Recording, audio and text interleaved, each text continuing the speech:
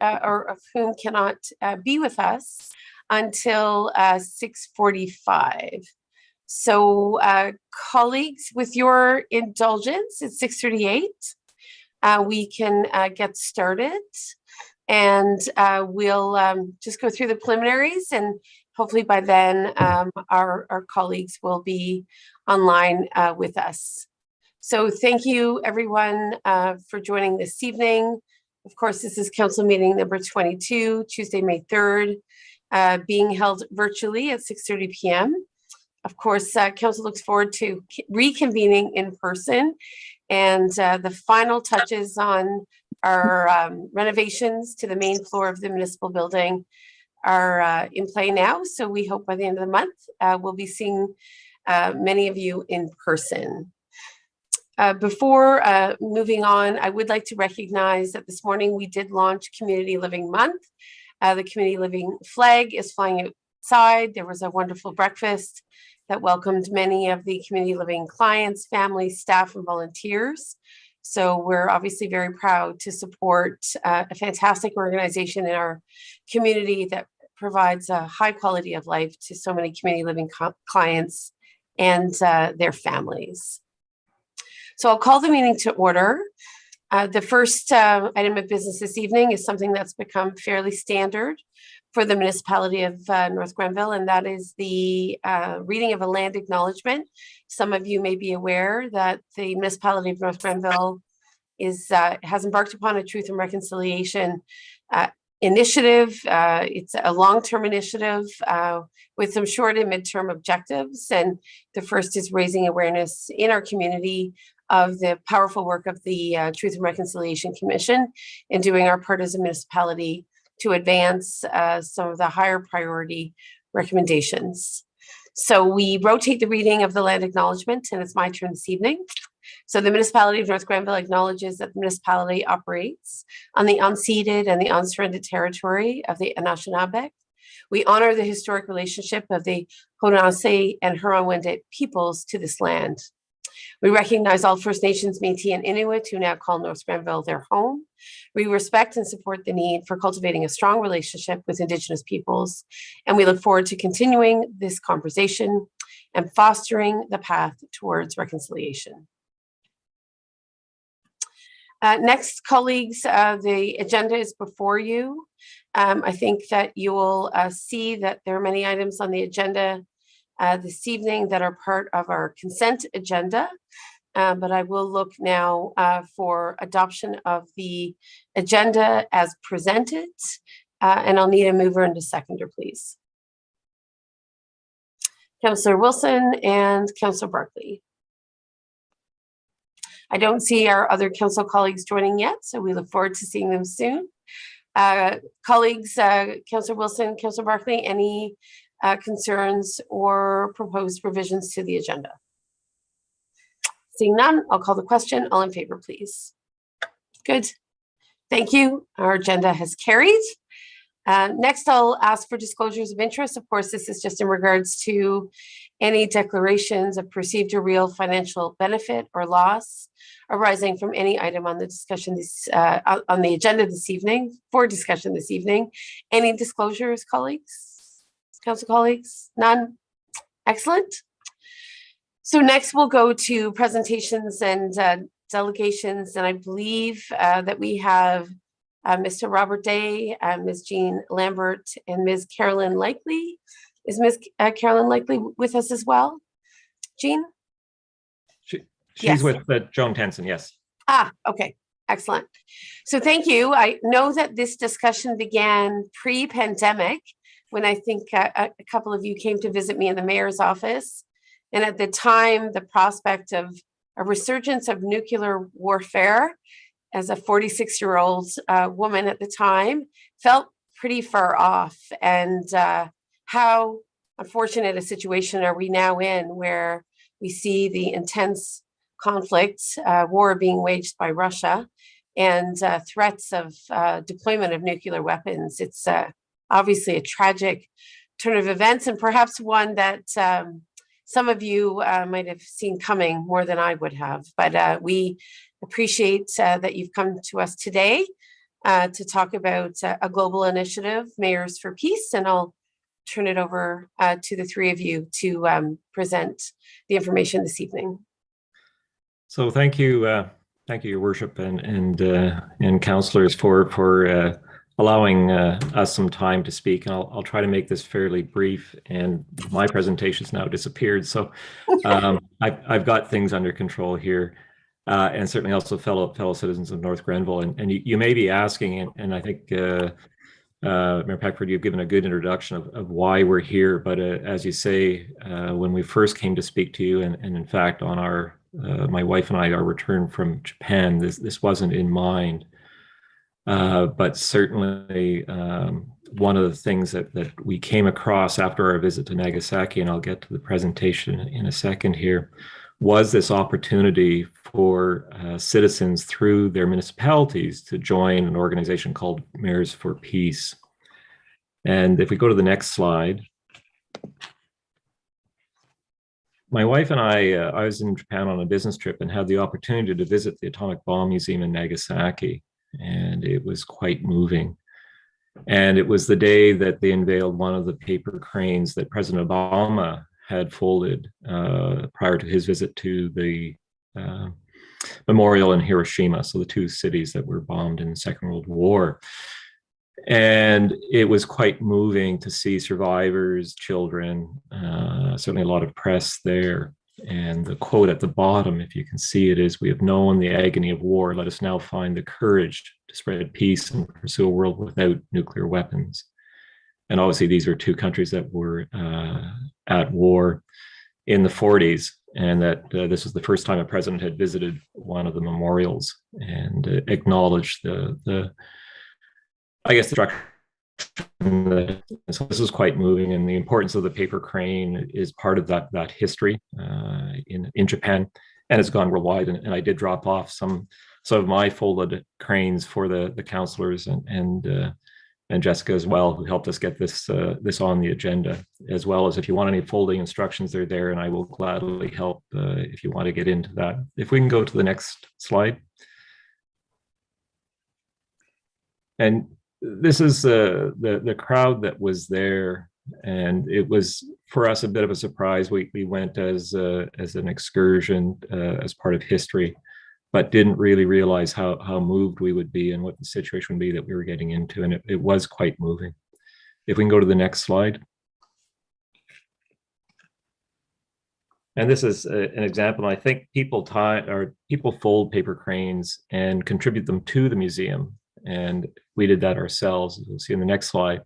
And I think out of these paper cranes that are made by, 6 centimeter square pieces of paper, they get about 7 to 9 tons. So 7,000 to 9,000 kilograms of cranes donated. And so when you make a purchase in the store, you actually get back probably 5 or 6 cranes as part of a gift back to you. And so again, very, very, very moving, very important for a lot of people. We can go to the next slide.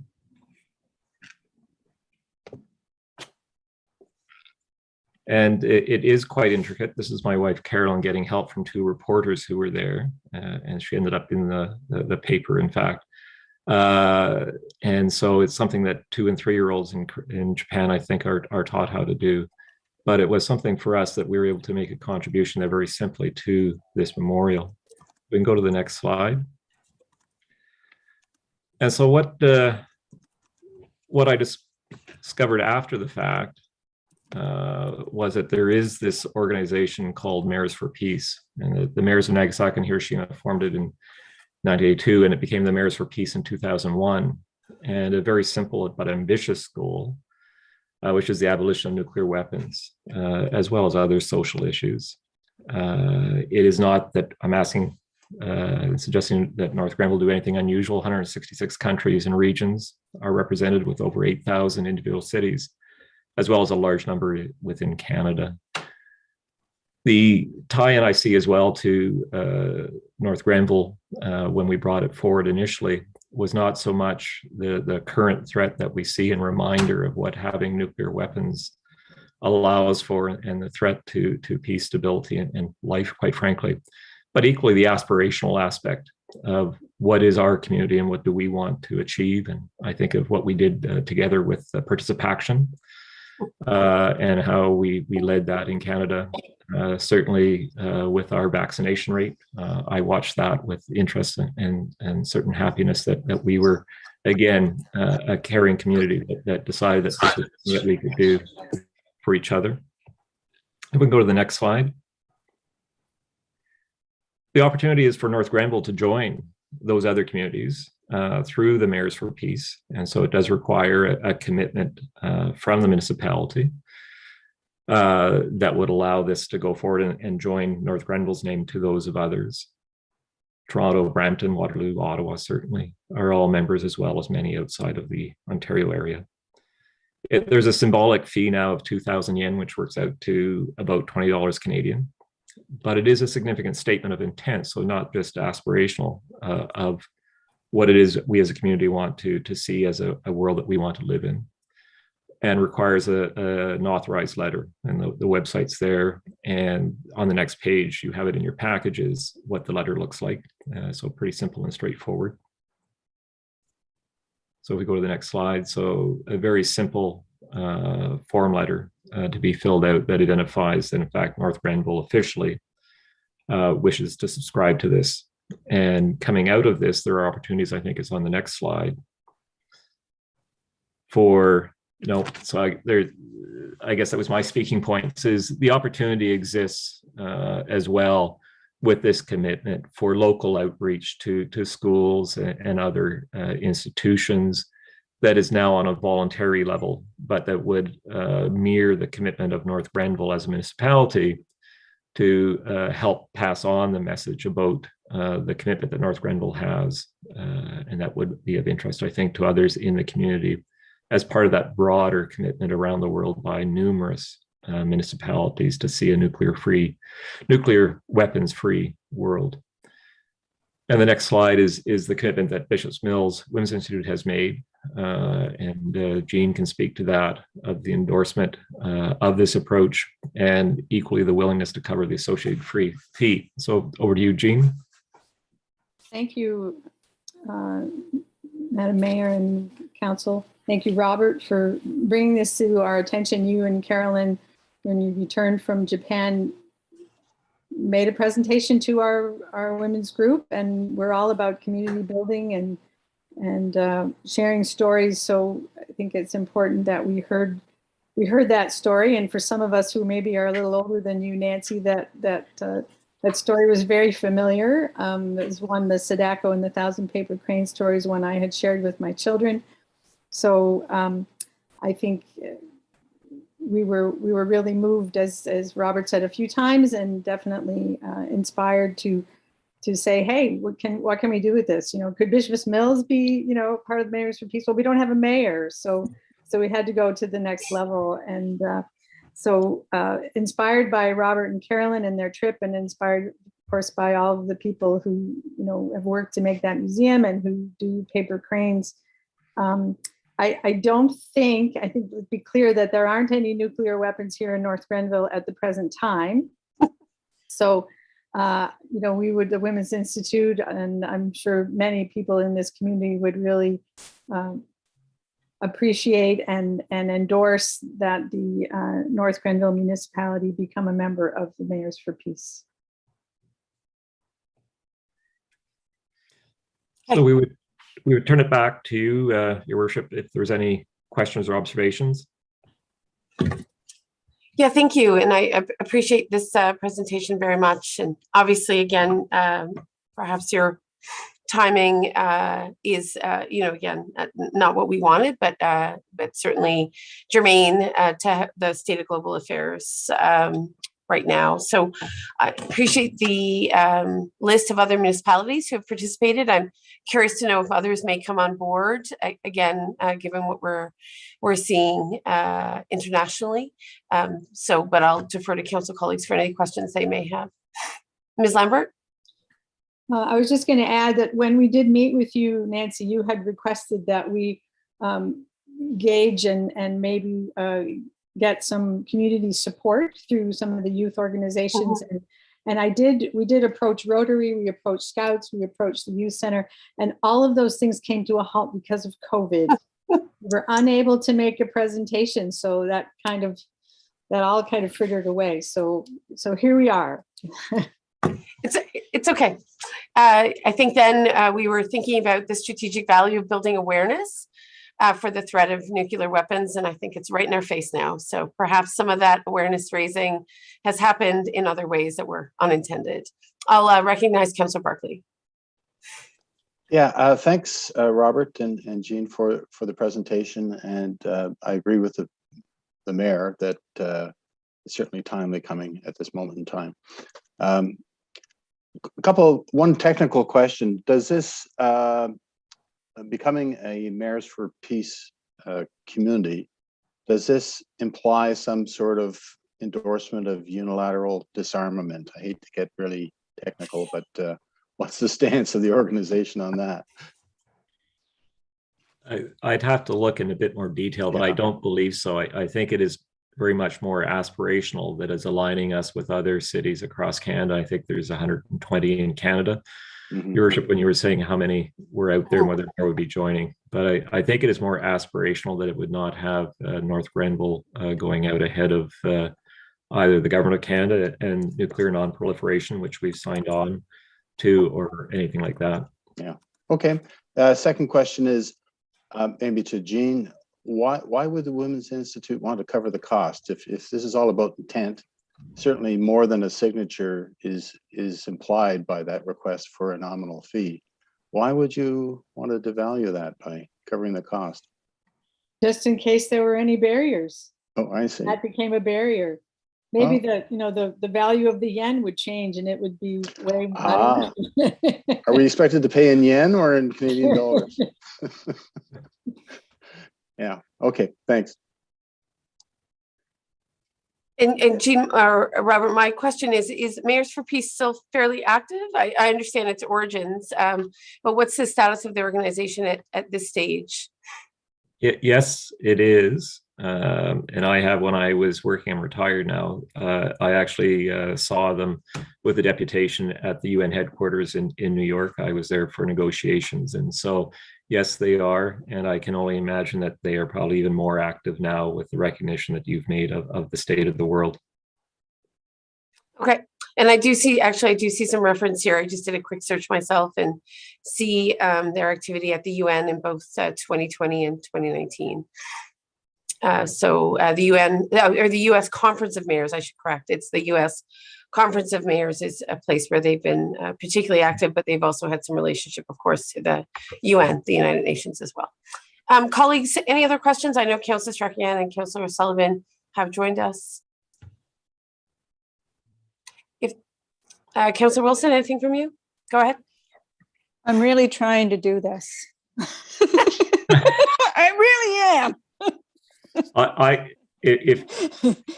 If you need any help, I am more than willing to swing by and give you a hand. There's a couple. I'm almost there. There's one fold there that's a little bit of a challenge, and it took me the first time I did it 45 minutes on my own. Oh, okay. Thanks. Just thought I'd add some light to it. Okay, colleagues. Oh, anything else? Sorry. No, it's Doreen. Can you hear me? Yes, we can. Welcome, Doreen. Well, I haven't tackled an origami crane because I didn't get the paper today, but I can't get my camera to work, and that's as much of a challenge as I'm dealing with right now. But I am here listening, and I think this is a great initiative. And kudos to Robert and his wife, and to Jean and the Women's Institute. I think that's great. Thank you. We really do not need nuclear weapons in this world. And unfortunately, decades of work may be undone fairly rapidly, but that's a pessimistic view of the world. So hopefully mayors and people across the globe can rally against the deployment of such weapons. It's quite a challenging situation. I'll recognize Councillor Strachian, and then I'll go to the recommendation. Thank you, Madam Mayor. As many of you are probably already aware, I'm an ex-Canadian Armed Forces member, and part of my career was spent working in world of arms control verification, and specifically with overflights of Russia as it was. And part of that was, keeping each other in check. Unfortunately, that treaty that we worked under has folded not too long ago. And it was unfortunate that those relationships that were built and that neighbors keeping check on neighbors way of doing business has disappeared. Here we are in the situation that's in Ukraine with Russia right now, with one less tool available to help us in that with that situation of arms control. So notwithstanding my previous very much armed history, I think that this is a worthy endeavor. And I think putting the words out there to say that nuclear arms are not wanted or needed, I think is a good way to go forward. So I would endorse the resolution as it's coming forward. Thank you. Great, thank you. So we'll go straight to the recommendation, and that is that council approve the municipality of North Grenville becoming a member of Mayors for Peace. And I'll look for a mover and a seconder, please.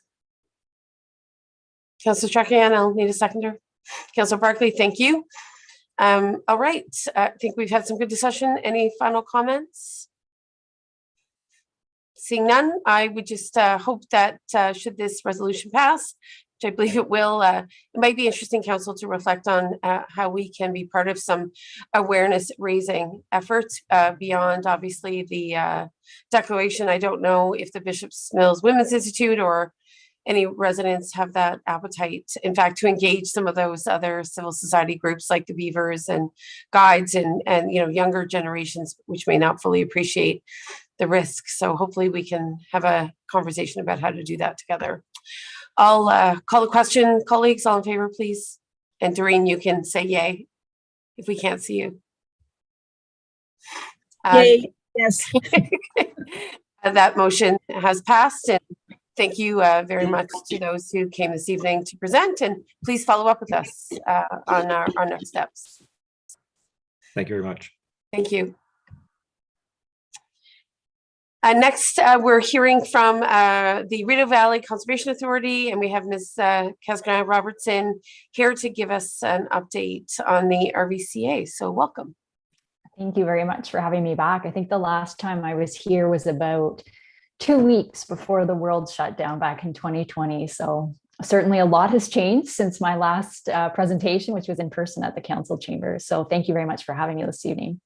Next slide, please. So I just have a few slides tonight really to show some highlights from our 2021 annual report, which was recently circulated to all of our member municipalities. And then I have a final slide just looking ahead at some of our priorities for 2022 and 2023. So this first slide is just pulling out a few key highlights from our science and monitoring program. First off, just a reminder that we do fairly extensive monitoring across the watershed to make sure that we're monitoring the state and the health of the watershed.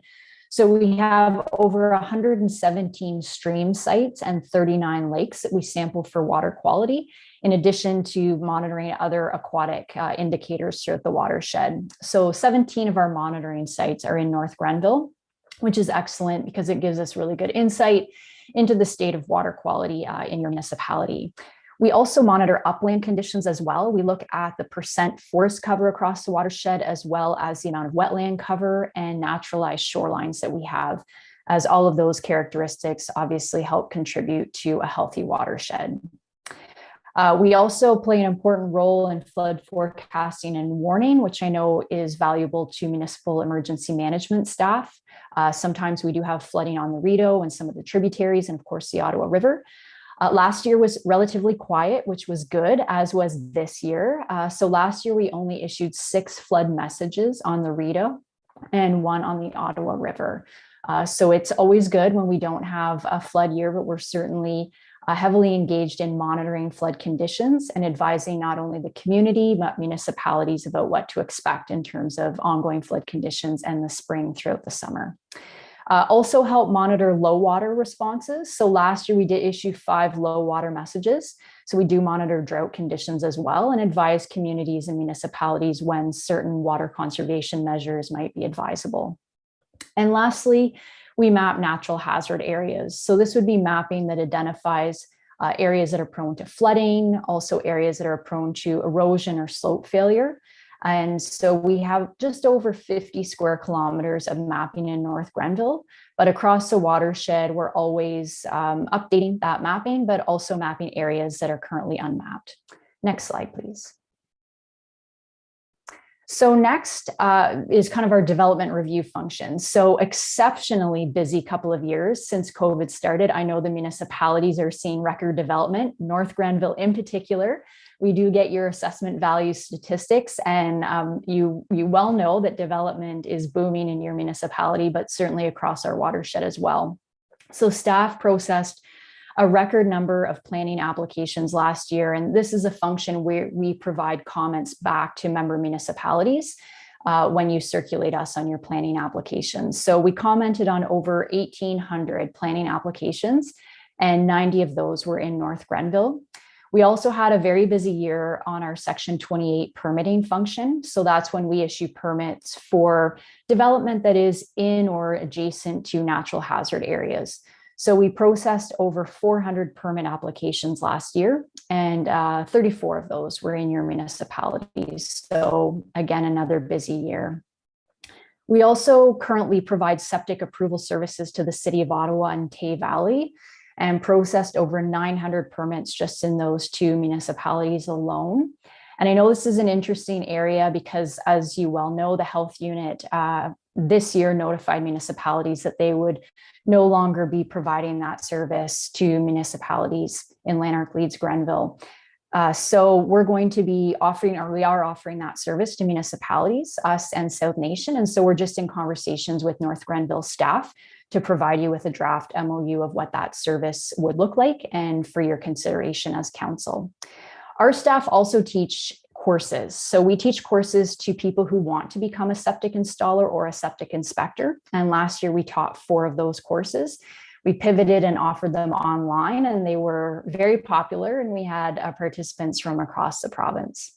We also provide septic reinspection programs up in Lake Country. So municipalities that have a lot of cottages and year-round residents on lakes want to make sure that they're inspecting existing septic systems to make sure they're functioning properly. And we do provide that service at the request of those municipalities. And also ongoing implementation of source protection policies in North Grenville and many of our other municipalities with drinking water systems. Next slide, please. So on our stewardship front, very busy year despite COVID made some of our implementation a little bit trickier as we couldn't work as closely with community volunteers and had to change some of our protocols, but we were able to deliver all of our stewardship programs without missing a beat, which was great. So we have a really robust tree planting program. We planted another 230,000 trees last year. And that brings us up to a total of 6.8 million trees planted since we started that program back in the mid-'80s. And last year, of those trees that we planted, nearly 16,000 were planted in North Grenville. And we've planted 185,000 trees in your municipality since the program started. It's a really popular program.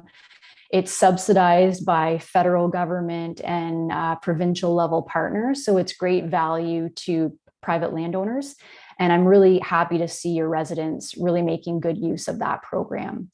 We also have a program to hand out butternut trees for free, so small seedlings. And this is in an effort to help reestablish the butternut population after the canker really did a number on butternut numbers in our watershed.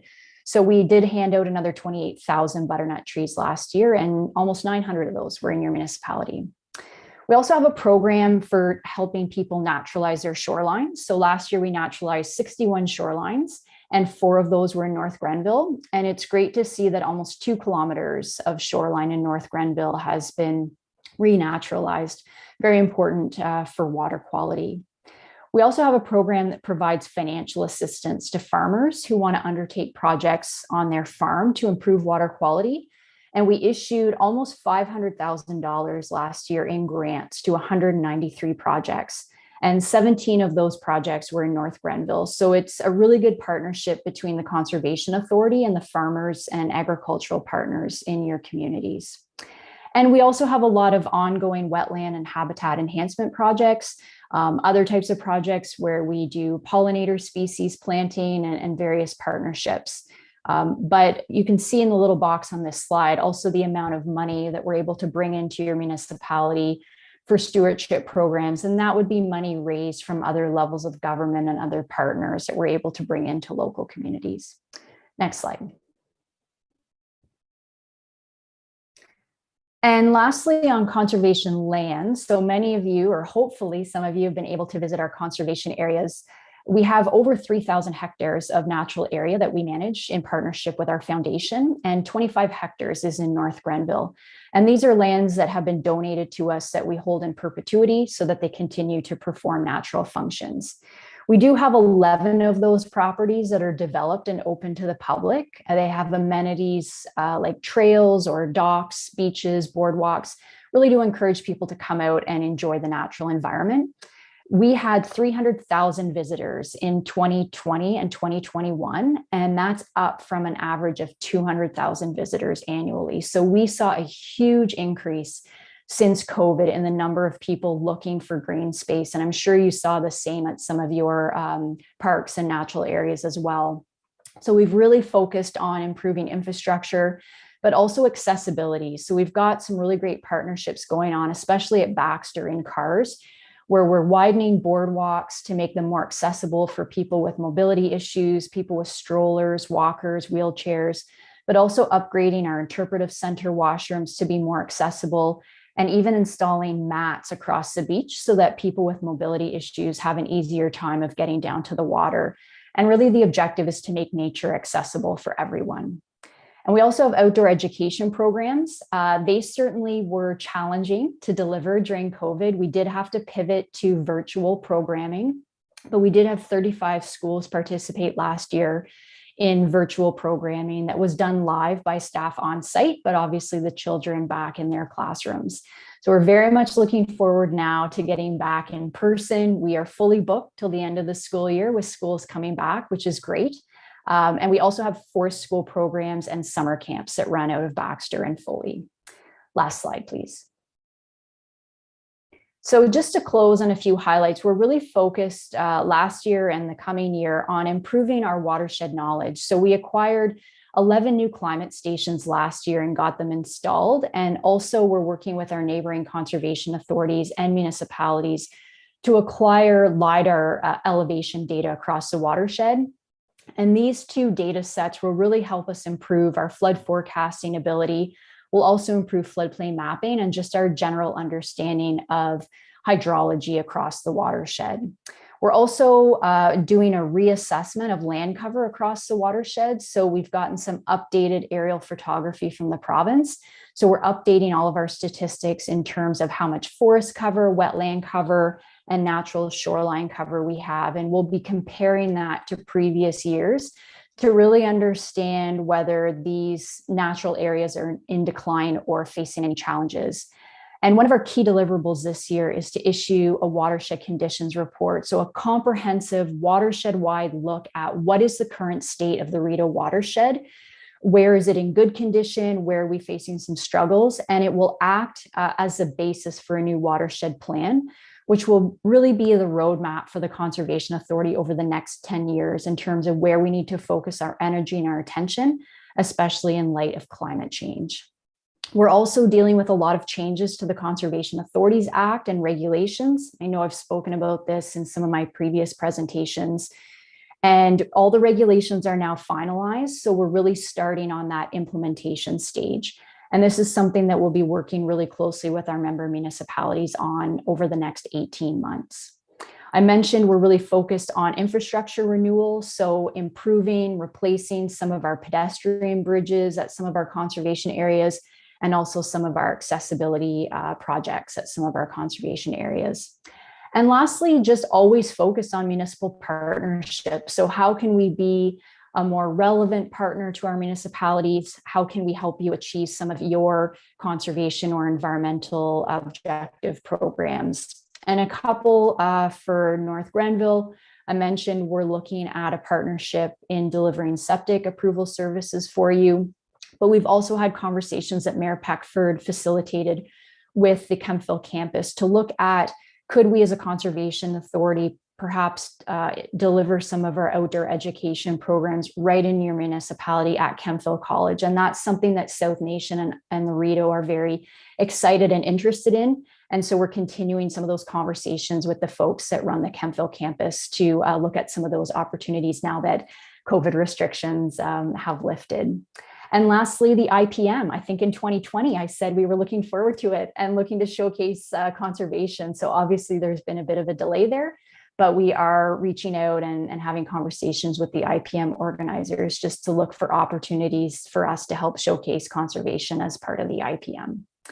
So I will leave it there, but happy to answer any questions you may have. Thank you very much, Summer, for coming. We appreciate it.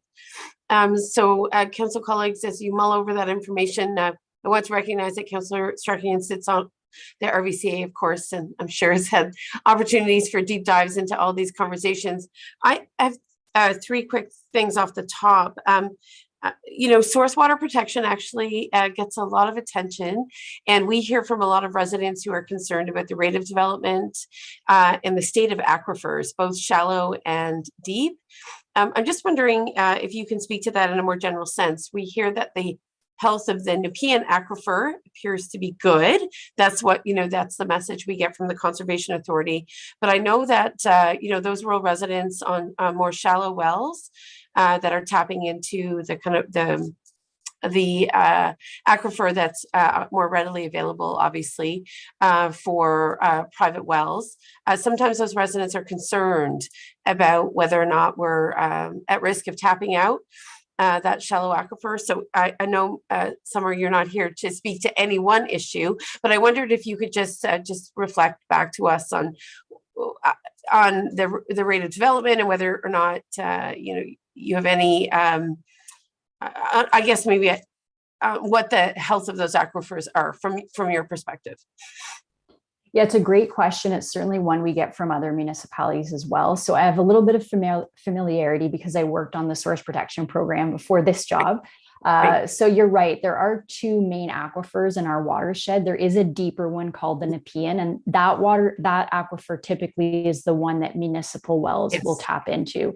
So it's deep. It's got an abundant supply. It's very well protected because it's got so much soil and other layers above it. So it's why it's appealing for municipal wells to tap into. And I know all of North Grenville's municipal wells tap into that. Private wells typically tap into the Oxford Formation, which is a shallower aquifer. Again, it's a good producing aquifer, but people are concerned when they see development, especially the rate of development we're seeing in recent years, about how much development can those types of aquifers supply. And so one of the steps with new development is often requiring a hydrogeological review. So when people apply to the county and the municipality, especially for subdivisions, but even just individual severances, they do, as part of the planning process, have to look at the local aquifer conditions. So usually they will put in a test well, and I'll have to do pump tests to see what the quantity is, what the pump rate is. And so that is looked at as part of the planning process, with the intent of ensuring that any new development that may be approved has sufficient and appropriate water supply, not only from a quantity perspective, but also a quality perspective. So they look at bacteria and other parameters as well. So I think it's well taken care of under the planning process. And that's certainly something that the municipality and the county leads when you're reviewing and approving subdivisions, but also individual severances. Okay, thank you. One other question, just on that, is there any relationship between the continuing access to that deeper Nepean aquifer and the more shallow aquifer that you referred to, the Oxford Oxford Formation, yeah. Oxford Formation. I know sometimes people perceive that that urban development and that access to the Nepean aquifer might compromise the more shallow Oxford Formation aquifer.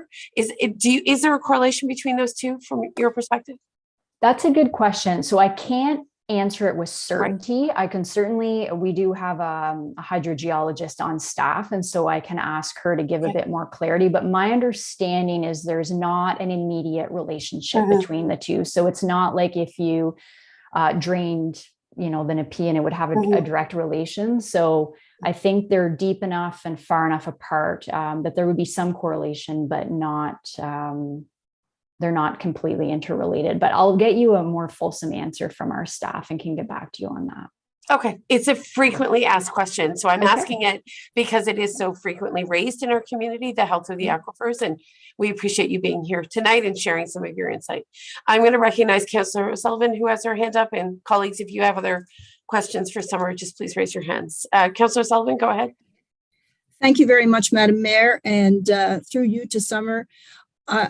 First, I apologize that my camera's not working. I'm actually on the shores of Georgian Bay, and you probably would be jealous if you got to see what I can see out the window. So anyway, I think I do have a question about the aquifer and being well protected and the use of geothermal for heat sources. I previously lived for many years in Osgood Township in Greeley area, Metcalf, and there was a lot of geothermal heating going on there, like huge subdivisions that were relying on geothermal heat sources. And I'm just not sure, do they use the same aquifer as we do? And is there a risk with, I'm sure technology has changed over the years and improved a lot. Is there a risk to our aquifer if we did allow geothermal heating? I understand there's a difference between vertical and horizontal loops for the heating. I don't understand all the technology of it. I don't even pretend to know all those ins and outs, but certainly our water is precious and we need to protect it. And I wouldn't want to put anything at risk, but I just want to know, is that a possibility in North Grenville? Because it worked fine in Greeley as far as I know. So I'd appreciate your insight on that. Thanks. Yeah, that's another great question. I know when that approach to heating or technology first came out, there were some concerns about what it could mean for aquifer supply. But I think the technology has changed and there's many different ways of going about geothermal heating. So I think it really comes down to the style and approach of geothermal that you may allow for. But it's certainly something we can look into. It wouldn't jeopardize the Nepean. So certainly the aquifer that's supplying your municipal wells would not be affected by the geothermal. But I think it's more a question about, would it have any impact on that shallower aquifer for private wells? But I could certainly, like if this is an area of questioning that you're getting a lot from residents, I might almost suggest that one of our staff could come out and give you a presentation just on groundwater, the aquifers, what's supplying private municipal wells, and some of the relationships and some of the maybe interrelationship between development pressure and groundwater conditions. I know it's kind of a topic that we're passionate about, and we certainly have staff that know a lot more than me and could speak to it more eloquently. So if that's an area of interest, I'd be happy to set that up for you and have somebody come out and just speak specifically to that topic one evening. I would be very interested in hearing that, because I understand that geothermal technology is improved and that it is a more reliable, or not ecologically friendlier way of getting heat for homes. And so I'd like to know more about it. Great. Yes. Okay, we'll have someone follow up with Ms. Catherine Robertson, and hopefully we can stimulate some discussion in our community. There's certainly lots of questions, so it would be good to provide more information. I'm going to recognize Councillor Barkley.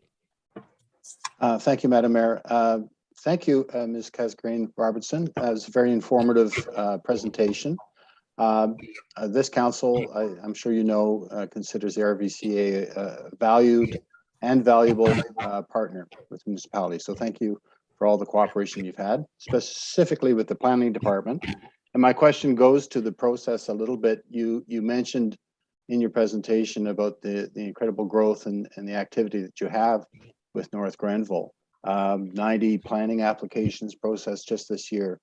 From the time that the planning department submits an application for you to review, how long does the review and how long does it take for comments to get back to the planning department on average? I guess it depends on the issues that are presented. Are there some that take much longer than others? Yes, it does vary quite a bit depending on the complexity of the application and the type of application. So if it's a single lot severance compared to, say, a subdivision, obviously there would be a difference. But then even two subdivision files, one can take longer if there's more constraints or more complexity on the site. I know we try to work closely with municipal staff to understand their timelines. So usually they'll communicate to us when that planning file may be coming forward for a decision, and we try to make sure that we have our comments in on time. I know the development review team that North Grenville has been incredibly valuable for not only us, but for the applicants. I think it speeds things along when an applicant can come in and pre-consult with all of us at the same time, get all the issues on the table right at the start. That usually eliminates headaches kind of down the road coming up mid-process. So that's a really invaluable tool, and one we've tried to replicate actually with some of our other municipalities because of the success of it that we've seen in North Grenville. But yeah, the timelines do vary, but we make sure that we try to meet whatever timelines municipal planning staff have set. And I think they appreciate that kind of cooperation to maybe push one file a little bit faster than another file. Right. Yeah, we're always juggling. Yeah. Yeah. Thanks for that. So the volume and the complexity of the files reaching the desks there at the RVCA isn't really causing a problem with dealing with North Grenville then? You're well resourced, right? Yeah, well, I won't lie, it's been a struggle, especially last year. We didn't expect such a boom with COVID. And we, of course, inevitably have a few staffing challenges with leaves and stuff like that. But we know the development review function is so critical, not only to what we do, but municipalities. So it's often prioritized, and we will commonly reallocate staff and move staff around to make sure that we're meeting those timelines. So it's been a challenge, not only for us. I know the municipal staff across the watershed have also really struggled, but we all just do what we can to make sure we continue to meet timelines. Well, thanks again for your partnership. Thank you. Okay. Thank you again. Just two more questions. I don't see any other hands, and then I think we can wrap this up. You mentioned the incredible amount of tree planting happening here. I'm going to, I think, risk being redundant and say that I am assuming you're sourcing many of those trees from the Ferguson Forest Nursery. Is that correct? And your arrangement we're their is biggest client. Good. Okay, Yeah. excellent. Yeah. Excellent. And when you plant those trees, it's often in partnership with developers who have that mandate to plant a tree per lot. Is that where you tend to do most of the development? I'm just curious.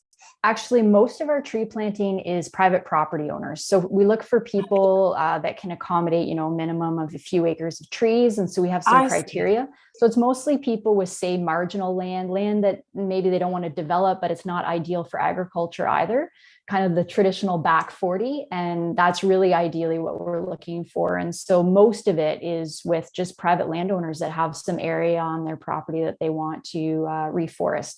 Some of it is with other partners, like you said, developers are some of them, but private landowners is the majority. Okay. And you're always willing to take on new private landowners? Is that the idea? Always, yes. Okay. Always promoting. Yeah. Okay, awesome. And that 25 hectares, this is my last question. You mentioned 25 hectares of conservation lands in North Grenville. And I'm just curious, where are those? Yeah, I can get you a map. So those would be properties that aren't open to the public. So we don't advertise them, but they're lands that have been donated to us. Most of them are along the Rideau, actually, small parcels here and there. Okay. But they're not on kind of the public facing maps, only because they're just kind of held in their natural state. And you will accept donations of land to that end? Where Always. conservation is the mandate? Yes. Absolutely. Yes. Yeah. We usually accept anywhere from 1 to 2 to 3 properties a year, depending on how many donation requests we get. Okay, excellent. I see Councillor Wilson. I'll just quickly recognize her. Yeah, thank you, Your Worship. You just sparked a question from me. You're referring to ownership of land along the Rideau and those areas. Is there any that has been donated along the Kempful, the south branch of the Rideau River, aka the Kempful Creek?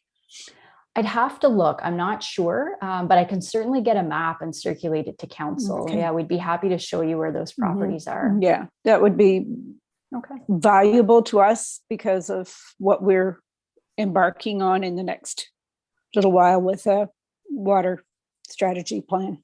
Okay. Excellent. So, thank you. You're welcome. Okay. Thank you very much. You can see we missed you, Summer. Because we had I lots missed you as well, but I've certainly enjoyed working with Councillor Strackery, and so thank you for appointing her. She's been a great board member. Yes, we assumed as much, and know she has a great enthusiasm for all the issues that the Conservation Authority tackles on a daily, weekly basis. That being said, we'd love to host you out here, especially on the subject of aquifers, aggregate development, etc. So hopefully we can work with staff and council and make sure that you come out before too long and provide that sort of public forum for people who legitimately have some questions, concerns, anxieties, or seeking certain kinds of reassurance and would benefit from the expertise that you and your team are offering. So we look forward to doing that. And in the meantime, I don't think there's a recommendation attached to this. Yes, there is. So council colleagues, I'll look for a mover and a seconder for the recommendation that council obviously receive the presentation and update from the Rvca. Mover and a seconder, please. If you can raise your hand, Councillor Strachan, and I'll look for a seconder. Councillor Barkley, thank you. And I will call the question. All in favor, please raise your hands. Councillor O'Sullivan, you can say the yay. Oh, you might have lost her. Okay, we'll move on. Thank you again, Ms. Casgrain Robertson. Thank you. Okay. Thank you. Please call me Summer. Okay, Thank you. take care, Summer. All right, we're going to move on to the consent agenda, colleagues. I think you'll see here that there's a myriad of minutes under our own committee, our own municipal advisory committees. We have our Old Town Kempville BIA area minutes, several sets of minutes, and some PSB, Police Services Board meeting minutes. So I'll ask if any member of council would request that one or more items be pulled for discussion and voted on separately. Seeing none, then I will look for am I looking for a mover and a seconder to adopt the consent agenda? I believe Ms. Babcock-Cormier, I am. Is that correct? Remind me. That's correct, Your Worship. Okay. Councillor Wilson, are you looking to move or to pull something? Move. Okay. I will second it. It's Doreen. Great. You're back. Thank you, Councillor Sullivan. I never left. I'm still trying to get the camera working. Okay. Sounds good. Thank you for joining us. We appreciate it. And I will then call the question then. All in favor of the consent agenda, colleagues, raise your hands. And Doreen, as the seconder, Councillor Sullivan, I assume that you are in favor of that motion. Yeah, my hand's up. Okay, sounds good. Next, of course, we are welcoming a report under Mr. Dyke in terms of primary care. We've heard a lot in North Grenville about the unfortunate and somewhat sudden shortage that's been created with the departure of a number of family physicians. Lots of concern and some surprise on the part of residents who've either lost a family doctor and can't find another one, or newly arrived residents to our community who unfortunately may have expected to find a family doctor and are having trouble doing so. So I understand that I think Ms. Janou is going to give us a bit of an update on some stakeholder meetings that have happened. I know council's had a chance to participate in some of them and walk us through a proposed way forward.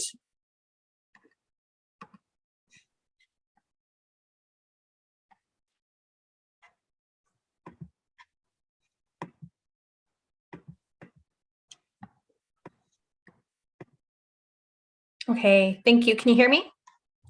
Yep, we can. Okay, perfect. Thank you, Your Worship, and good evening, Council. Tonight, I will be presenting an update on North Grenville's primary care landscape. I'd also like to acknowledge that we have Lisa Ferguson from Grenville Health and Wellness Center, as well as Stacey Dorma, I believe still here. I can't see everyone's faces, from Grenville Medical Center here tonight. So I'm sure they'd be able to answer any specific questions you might have about the healthcare field as we go through the presentation. Next slide, please. So as Mayor Peckford mentioned a few months ago, Council began receiving an increase in calls from residents concerned about losing their primary care providers. When staff began looking into the issue, it was evident that a number of physicians had left the field recently, whether due to retirement or their opportunities elsewhere. This gap was also identified in the strategic planning process, which engaged over 2,000 residents. Around the same time, the town of Collingwood also was in the news because they received the high needs area designation, which a number of surrounding communities also held. This put them basically on a priority list for attracting physicians. Next slide, please. As Mayor Peckford alluded to, a meeting was held with representatives from the local medical clinics, the Grenville District Hospital, and Health Force Ontario, and that's the provincial organization that assists with physician recruitment. It was established at this meeting that there are 19 practicing family physicians in North Grenville. And the view of the province, if each of these physicians has 1,000 patients on the roster, then the community is pretty well served. However, it was expressed to us that other demands must be considered, including coverage at hospitals and long-term care homes and vaccine clinics. Another development is a new physician service agreement, which has replaced the high needs area designation with a new program. As part of this new program, 20 new family health organization positions, or FO positions, a month, will be allocated to communities with a rurality index for Ontario score, or RIO score, greater than 30. And North Grenville's RIO score is 33, so that serves us pretty well with this new program. And studies done by Health Force Ontario show that of graduating medical students in residency, those FO positions are the best incentive to attracting a physician to a community. So that does sound like it is a good move for North Grenville. Next slide, please. So as a next step, staff are recommending creating a primary care strategy with local stakeholders. Priorities in the strategy could be establishing an attraction program, implementing succession planning, considering the needs of KDH, and supporting advocacy.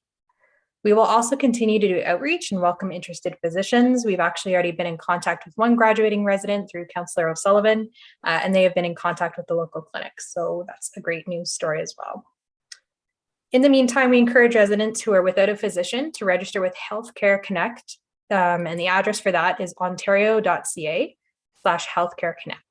So this website not only helps people connect with a new physician, it's also how the province reviews a community's level of need. So it's pretty important that we have people on there so we can be identified as a community that needs physicians. That concludes my presentation. I'm happy to take any questions. And as I mentioned, we do have a couple reps from the medical clinics here tonight in Lisa and Stacy. So thank you so much. Thank you. We appreciate it. And maybe before we go to questions, I'm just going to ask Ms. Ferguson or Ms. Dorma if they have anything to add to the report this evening.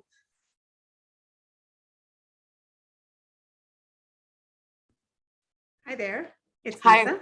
I don't have anything to add. How are you this evening? Good, thank you. I just wanted to, say that I'm here to support and would love to be part of any kind of a recruitment and retention committee if we go that way. And I'm just here to, answer any questions if anybody has any, but that was a fantastic report. Thank you. Thank you. Ms. Dorma, anything to add on your end? Hi. I don't have anything to add either right now, but again, I am here, would be happy to participate in anything that we could do as well. And if you have any questions, I'm perfect. Okay, perfect. Good. So council colleagues, I'm just going to ask a question of clarification and then please raise your hands if you want to add to the discussion. So with the new rural index score, Ms. Janou, that you identified, which is I think a more recent provincial development, tangibly, what does that mean? That we certainly understood that North Grenville lost that designation in 2019 as an area of high needs, which would allow more primary healthcare practitioners to come into the community, that we were sort of dealing with a cap, if you will. So what does this mean? This new score that enables, I think, some new physicians to enter the area for which there isn't already that allocation. If you could just help us understand ultimately what are the implications of the new policy coming out of the province? For sure. So my understanding is that under this new program, 20 FO positions, that's family health organization positions, will be allocated to communities that have a Rio score of or greater than 30, which North Grenville is one of those. So we would be on the list to where the province would be looking to allocate these positions to, and then we would be able to attract physicians because we have those FO positions. Okay, and is FO specific to the medical doctor themselves, the primary care physician, or is it more inclusive in its language? So can you help us understand? I'd ask Lisa and Stacy to correct me if I'm wrong, but I believe a FO position is specific to a physician. That's right. Yes, correct. Yeah. It's a enrollment model that the physicians are in. Okay, now I understand. So if they subscribe to a particular way of practicing through a primary care clinic, then there is now an additional 20 sort of family physicians that can be welcomed. Is that correctly stated? Across the province. Yes, that's correct. Yeah, across the province, exactly. That allocates 20 new FO positions a month to communities. I see. So the allocation of those 20 will happen over time.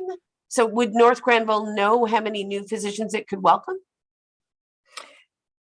I don't know if Lisa or Stacy have got any guidance from that. So this PSA was just put into place, I think, April 1st. So I'd be interested to see what guidance they've been given.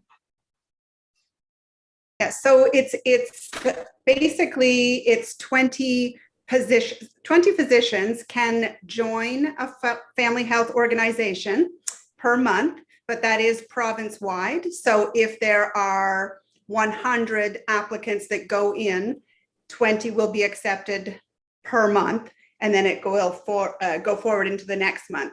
There are other communities that are in the same position as North Grenville, so we are in a good position, being that the Rio score is greater than 30, which gives us a little bit of an edge. But there are other communities that also have those higher scores, and they're only allowing 20. So it's really going to come down to how many per month are going to be looking to obtain an FHO spot across the province. And then it's like a first come, first serve. Okay. Just to conclude, and then I'm going to recognize Councillor Sullivan.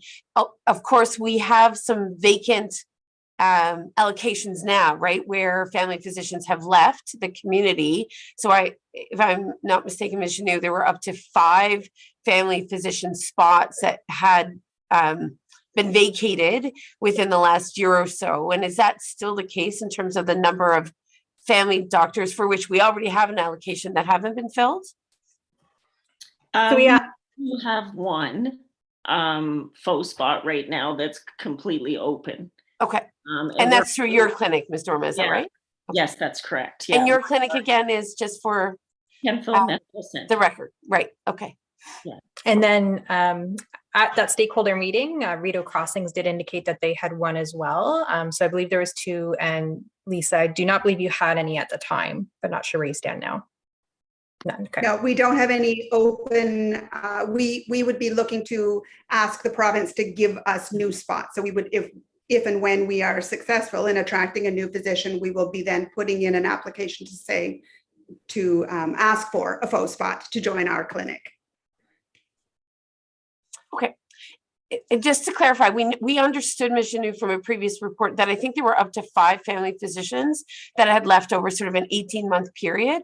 Have any of those already allocated positions, if you will, been filled? Have any of the family clinics been successful in replacing a number of those family doctors that had left? So I think there was, in the one chart we reviewed at that meeting, there was a row that was for FO positions, but then there was also positions that you'd be able to fill. So I know, as Lisa just mentioned, they didn't have FO positions, but they had the capability to add physicians to their clinic. They had the space. Okay. Yes, and I believe the other clinic, Rideau Crossing Family Health Center, I believe that they have been able to find physicians to fill their spots that became open. And I think they still have one that they're trying to fill. Okay. So slowly what I'm hearing is that the need hopefully is being filled for those vacated spots, because we know that residents lost their physicians, right? Up to 3,000 or 4,000 residents were without a physician due to the expected or unexpected departure of family physicians in the community, which is why I believe we were hearing from residents who were particularly concerned. I'll recognize Councillor Sullivan and thank her for her patience. Councillor Sullivan? Okay, thank you, Madam Mayor. And I'm delighted to hear that there's potential for filling one of those spots with one of our new residents from the academic family health team who will be graduating. I work at the Ottawa Hospital, casual. And so that's really good news, because I've been putting the word out around the clinic in Ottawa at the Civic and at the Riverside sites that we need some new primary care physicians. I've already said this before, and I'm rather disappointed that there's no push to attract nurse practitioners to Kemptville. I think that it really fills a big need for primary care providers. And so I don't understand the family health team. So I work at a FIT.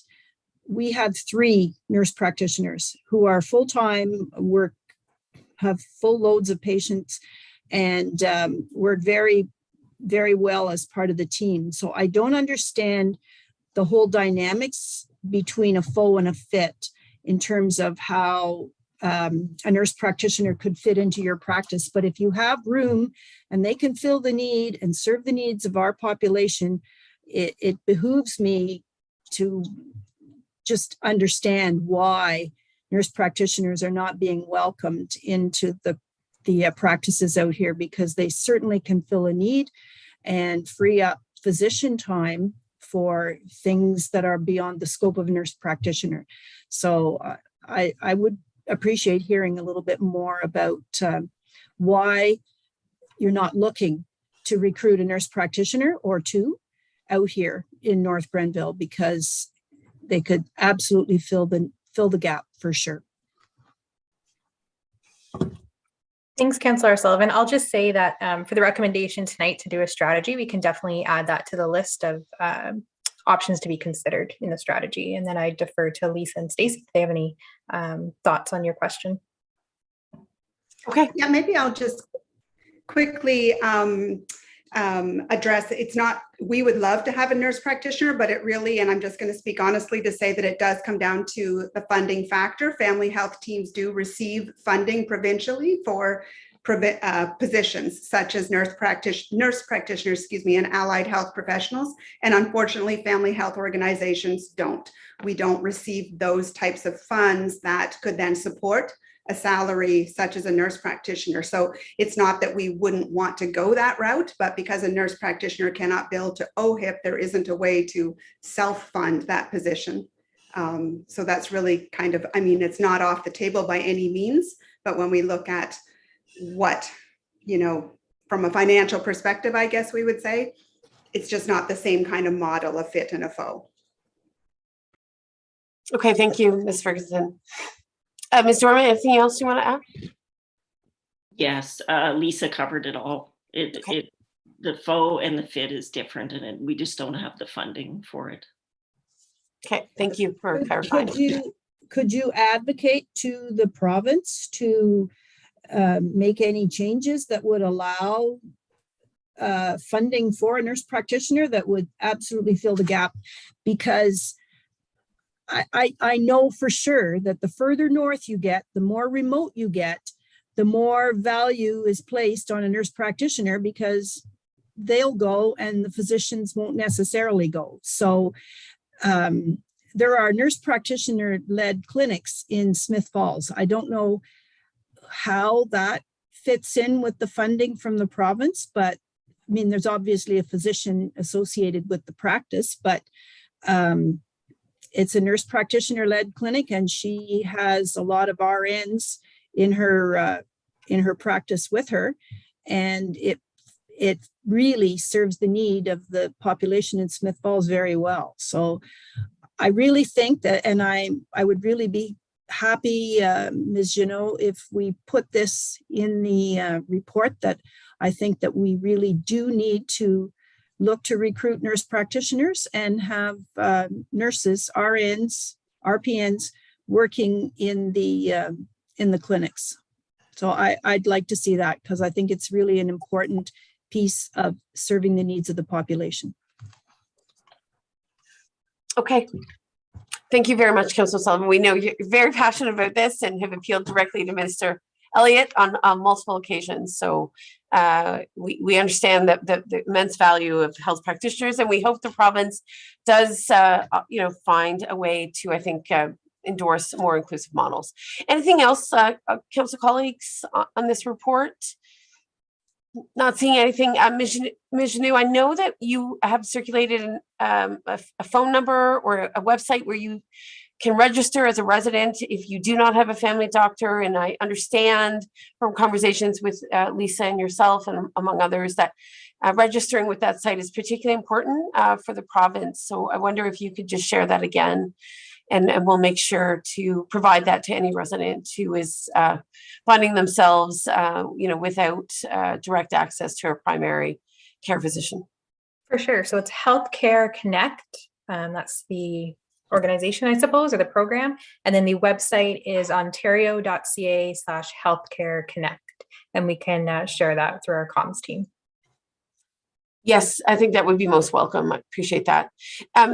Finally, just in terms of recruitment, I did have the opportunity to participate with you on attracting new doctors to the area, not just creating the spaces, but attracting them. And I think your next step is to really put your minds to how we do that song and dance, if you will, to recognize either newly minted physicians who are looking for a home to start, to start their medical career, or alternately retiring physicians who are looking to cut back and may want to leave a practice, but still be involved in providing medical care. So to that end, when would we expect to see something from you that would sort of propose that suite of programs, incentives, or what have you, to ensure that we capitalize on that energy and enthusiasm of family physicians looking to relocate?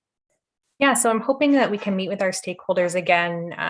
I'll follow up with them tomorrow after this meeting, now that I'm assuming the strategy is going to get approved, this recommendation rather. And then within hopefully 2 weeks we can meet, and then probably a month to draft the report. So we'd be looking at probably July council meeting. I believe we're still meeting in July for one meeting, so we can aim for that. Great. I know time is of the essence, so look forward to seeing and learning more and partaking in those conversations. Okay, council colleagues, you have the recommendation before you, and that is that council direct staff to work with local stakeholders to create a primary care strategy. And I assume Lisa and Stacey will be very much a part of how to think about those recruitment opportunities and incentives that get people here. So I'll look for a mover and a seconder, and then I'll recognize Councillor Strachan once the motion's on the floor. Councillor Strachan, would you like to move? Thank you. A seconder, please. Councillor Wilson, thank you. And I'll recognize Councillor Strachan. Go ahead. Thank you, through you, Madam Mayor. Thank you very much, Stacey and Lisa, for being here. I think that this is obviously needed in our community. As one of my council roles, I sit on the KDH board. And so yesterday's meeting, we had a discussion more about the upcoming provincial election and where the political, what the political framework is, and where the different parties are sit as far as investment into healthcare and so on. And one of the things that became apparent in this conversation is that that all the planning here and all the wants and the wishes and the need only go so far, that there needs to be significant investment at the provincial level in order to create positions. And I know that Councillor O'Sullivan has mentioned the nurse practitioners, and there's a critical shortage of nurses. The KDH Chief of Staff made a point of recognizing that, wanting to make improvements and expand and do all sorts of things are great, but there's a critical shortage that we're dealing with as well. So not to say that this effort isn't worthy, it absolutely is, and I think it's needed. I just think that the challenges that we all may be up against in attracting more and having positions filled are outside of our control is probably an oversimplification, but I think that everything that we can do to try and get attention for that gap may be also, in a way of putting some pressure also for other investments that will help change the availability of healthcare practitioners as a whole. So thank you very much for being here tonight. But I just wanted to circle back on that. I know hospital support is one of the key items that was listed in the presentation. And without a doubt, there's strong hospital support in KDH. That was made very clear last night and has been mentioned over time as well. Thank you very much. Thank you. Never a dull moment in North Grenville. That's what I will say. All right. So the motion is on the floor, if you will, in a manner of speaking, and I will call a question. I'm not seeing any other speakers. All in favor of the recommendation, and thank you. And we'll look forward to seeing the strategy in July. Thank you, Ms. Janou, for your work on this, and Ms. Ferguson and Ms. Dorma for participating this evening. We look forward to being a partner with you in developing strategies that we hope and expect will be successful in the long run. Thank you again. Good. Okay, with that in mind, colleagues, there is nothing under finance, the clerk's office, remarkably nothing under planning and development this evening. This brings us to our truck routes bylaw. Lots of discussion, certainly since late November on what is a comprehensive truck routes policy.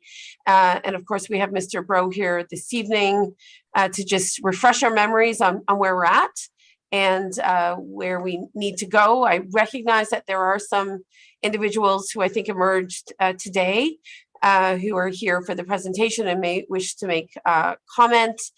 We'll hear from Mr. Bro first, and then we'll see where we're at. Thank you, Mr. Bro.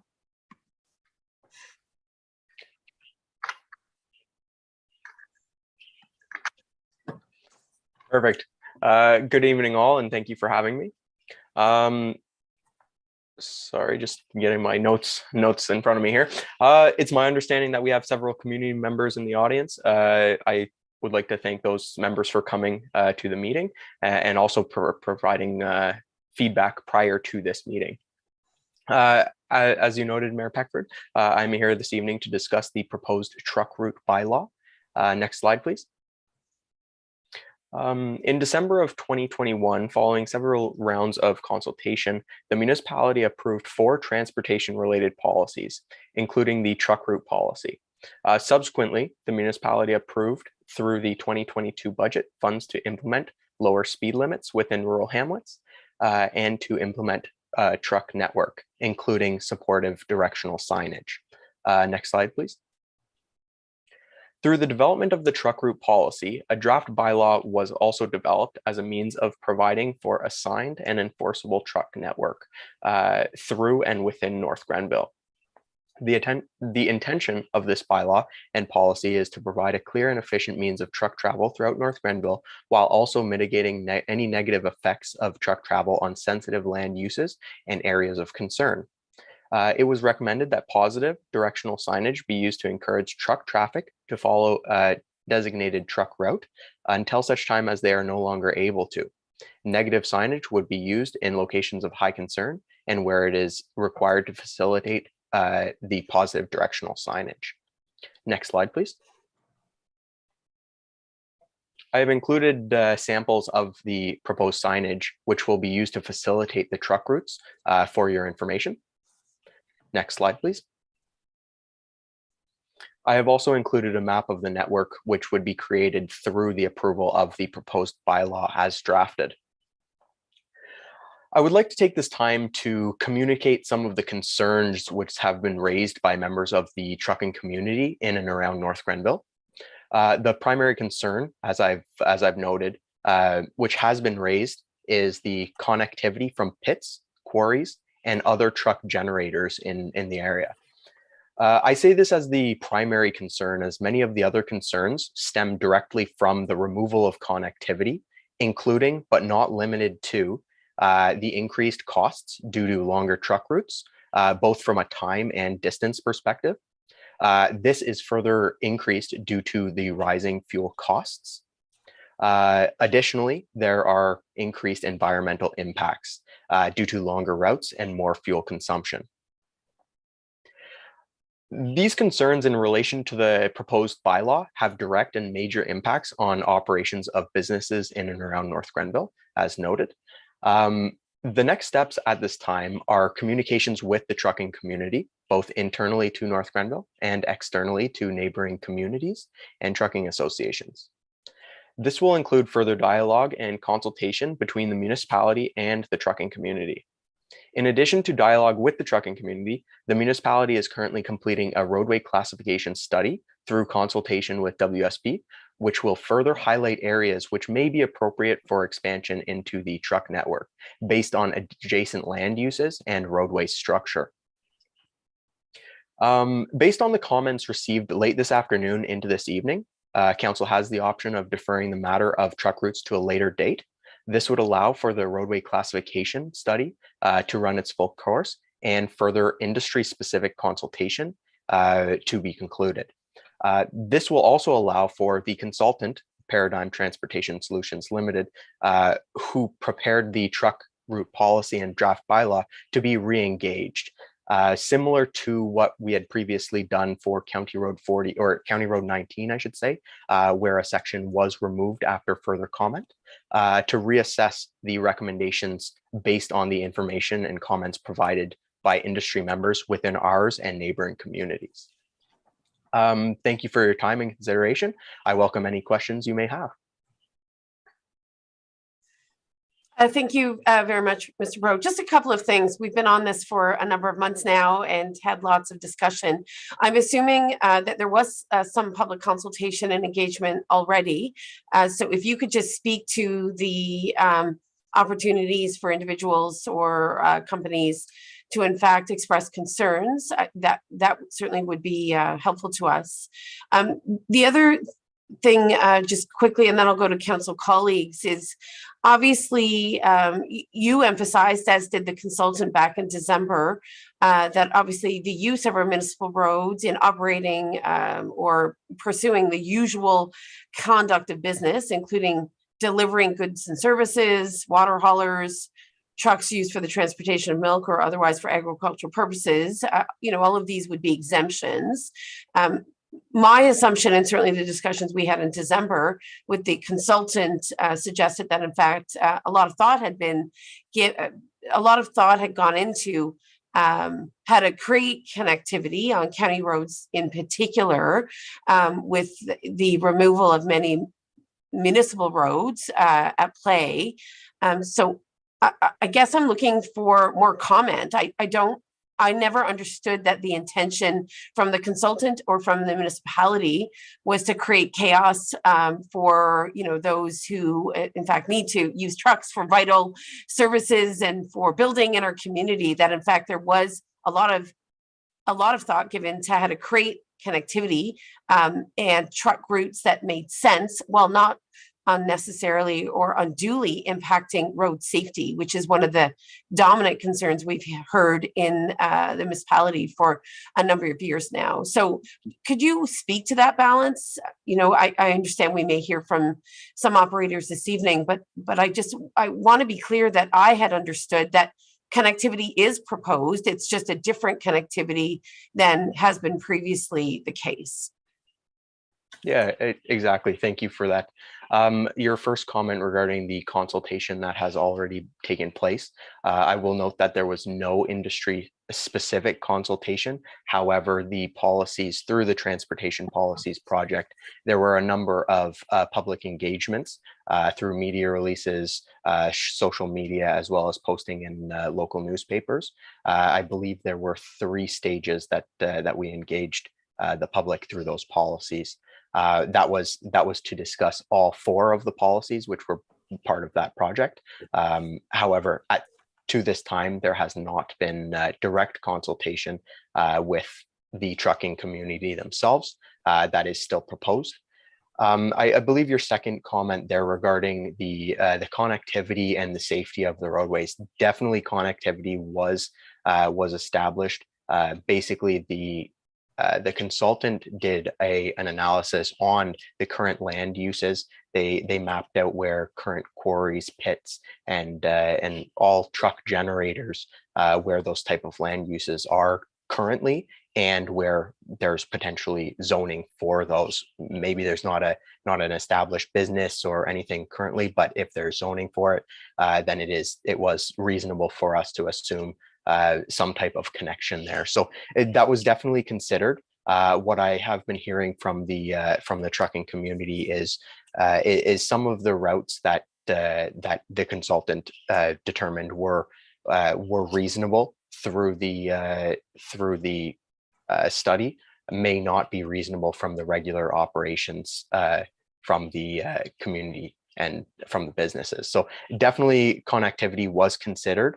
There is definitely an opportunity to reconsider those connectivities dependent on a case-by-case basis or on a larger scale. They did also try and address road safety, as you noted. So trying to juggle all of the different concerns of the community, trying to get to a network that makes sense or makes as most sense as possible to all stakeholders, let's say. Okay, so then, I think what you're reintroducing on the basis of some industry-specific responses is that that municipal roads are now back on the table for potential truck routes. And again, given the exhaustive exercise that certainly the consultant and staff and council have gone through, I'm just curious to know exactly and precisely where those accommodations would be made. So I'll hear from other colleagues, and then we'll see where we're at in the conversation. Definitely. So I'll go to Councillor Sullivan first, and then Councillor Bark, then Councillor Strachan. Okay, thank you, Madam Mayor, and thank you, Mr. Bro, for the presentation this evening. Truck routes and the concerns about trucks on municipal roads and residential roads in North Grenville has been going on at least since 2018, probably before that. And there is concern over safety. And so I'm a little surprised that we got all these late comments today, because I know that the transportation master plan, there were surveys that were out, and there was plenty of opportunity for people to respond to those surveys and to have feedback. So I was a little surprised when I saw these comments come in late this afternoon about the truck routes. I think safety is a priority. I'm certainly for protecting the environment, and I don't want to see unnecessary negative effects on the environment from trucking, but I quite honestly believe that many of the trucks were exceeding the speed limits on the municipal and some residential roads. And I think that that part of the push for having this no truck routes put in place was because there was public concern for safety and the environment. And if they're speeding and they're really putting out a lot of fumes while they're speeding along the roads and then hitting, using air brakes, etc., I think it's that's an environmental impact that we want to avoid for sure. So I guess I was surprised to see the late comments come in today, and the fact that there was plenty of public consultation available for this in the transportation master plan that's been in the works since 2018, 2019. Anyway, if we can do anything that will help out the trucking community and yet maintain safety on our roads and ensure that people can safely walk or ride bikes on the roads, because there's a lot of rural residential population.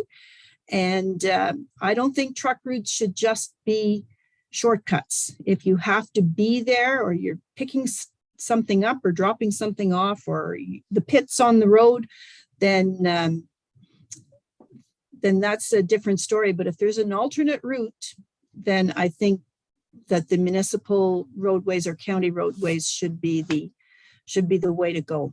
So those are my comments. Thank you, Councillor Sullivan. I'll go to Councillor Barclay and then Councillor Strachan. Thank you, Madam Mayor. Through you, a comment and then I guess two comments. First of all, I have no problem with late comments coming from the public. Not everybody's busy, and maybe they don't pay attention to some of the information we put out there. But ignorance is no defense, and certainly many of them are here tonight and looking for a chance to speak to what's on the table. So my comment is that there's a paragraph and thank you, Mr. Bro, for bringing this forward and presenting it. In your report to council, there's a paragraph that I think is worthwhile unpacking for the trucking community.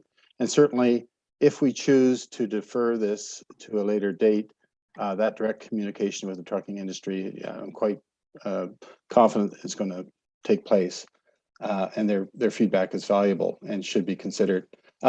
So the paragraph I'm going to read is and unpack is basically the first part of it goes to the effect of the bylaws that trucks will use roads under the jurisdiction of the counties and the province to access their destination. The rest of the paragraph is about the exception, which goes on to say, save and except only the extent that using a municipal road is required to directly access a location for certain reasons. And it goes on, primarily the delivery or provision of goods and services.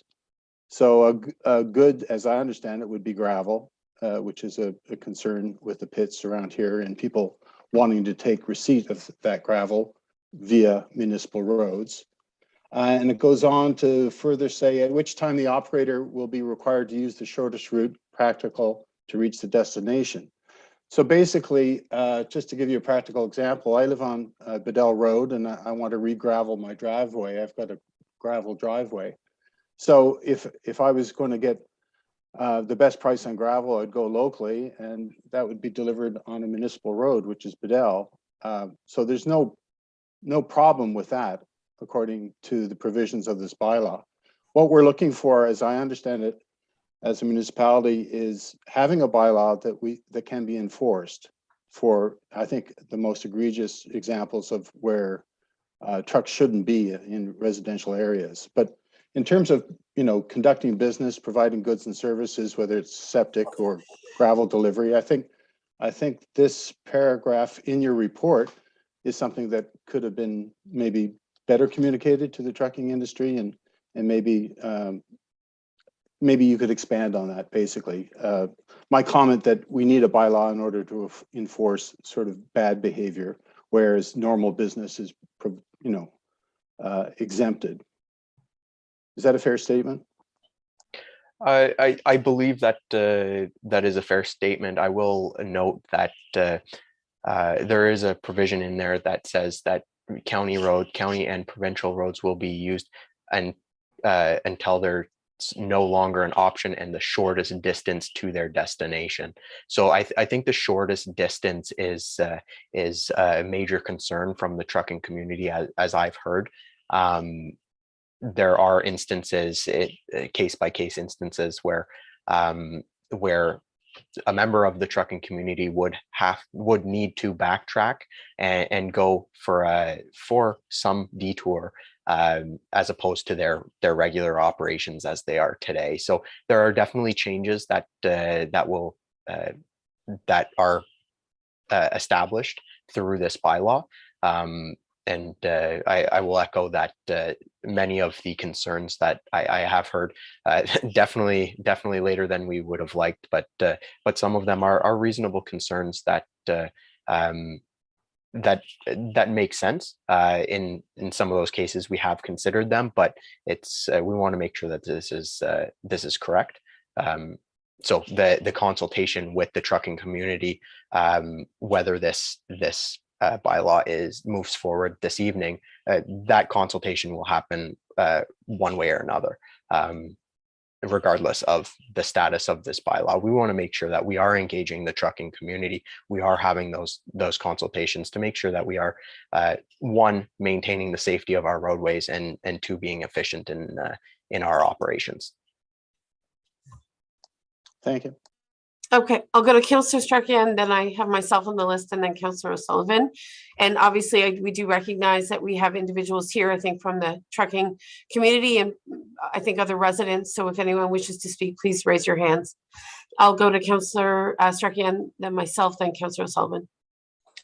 Thank you, through you, Madam Mayor. Thank you, Mr. Breaux, for the presentation. I think, in part to echo what Councillor Barclay has said, I don't think these can be considered late cutoffs. If we had a late comments, if we had a cutoff that we didn't want to receive comments after, I think that would have had to be communicated. But it seems that they didn't surpass a cutoff date to allow us to see those comments. So I think they're fair game. The safety, obviously, we've had this discussion previously. We want to make sure that residents in the community remains, safe, and that there are the appropriate rules put in place to ensure their safety. The community is changing. Our municipality is growing. There are houses now in places where there weren't before. So I think all of that needs to be factored in. Notwithstanding the businesses and so on, having been here for a long time, I think, times change and we need to be able to adapt with it.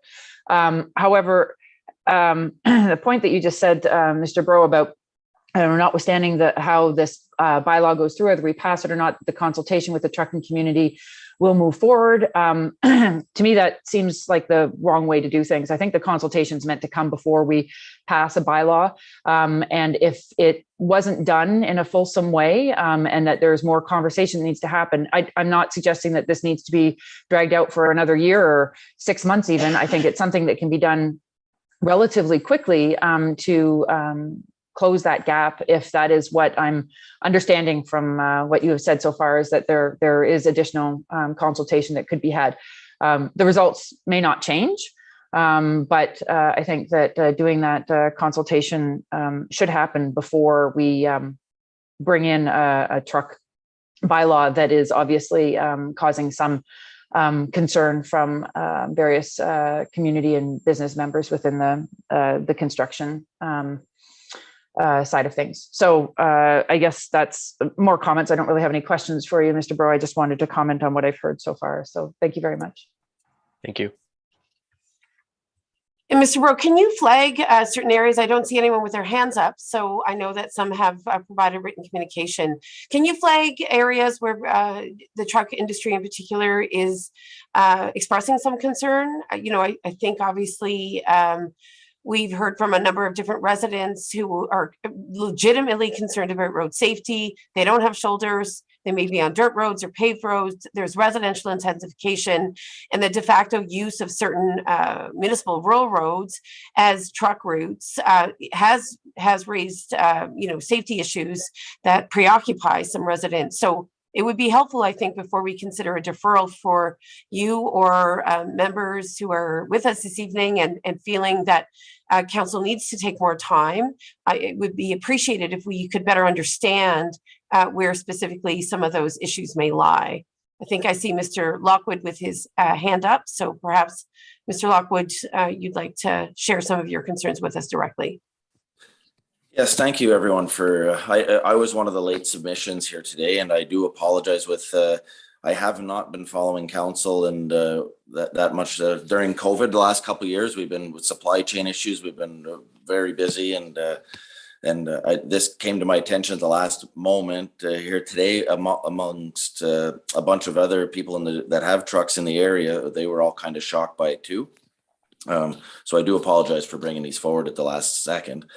One of the biggest, I guess, a couple points I'd like to make, council, is in the study, we've heard a few things about truck speeding and truck safety, but 57% of the respondents in there were that the trucks weren't an issue. It wasn't that's right in your report. And I think speeding is something across the board. I don't think we should single it out that it's the trucks. And if it is, that's a police issue that can be dealt with, or lower some speed limits, and we're open to discussion. But, and I guess another question I would have had is this council, and as well as myself, have been really pushing for affordable housing, affordability. Is the Affordable Housing Task Force put any comments towards this on what the impact on a new home will be by the changing of truck routes and longer distances? And I'll give you a quick example. We're looking at putting a project in Oxford Station. And if by making Smith Road a no trucking route, that'll add half an hour a load to when we go to put the roads in, the driveways in, all the aggregates there. So that is going to have a huge impact on the cost of the roads, the houses, which inevitably ends up in the cost of the houses.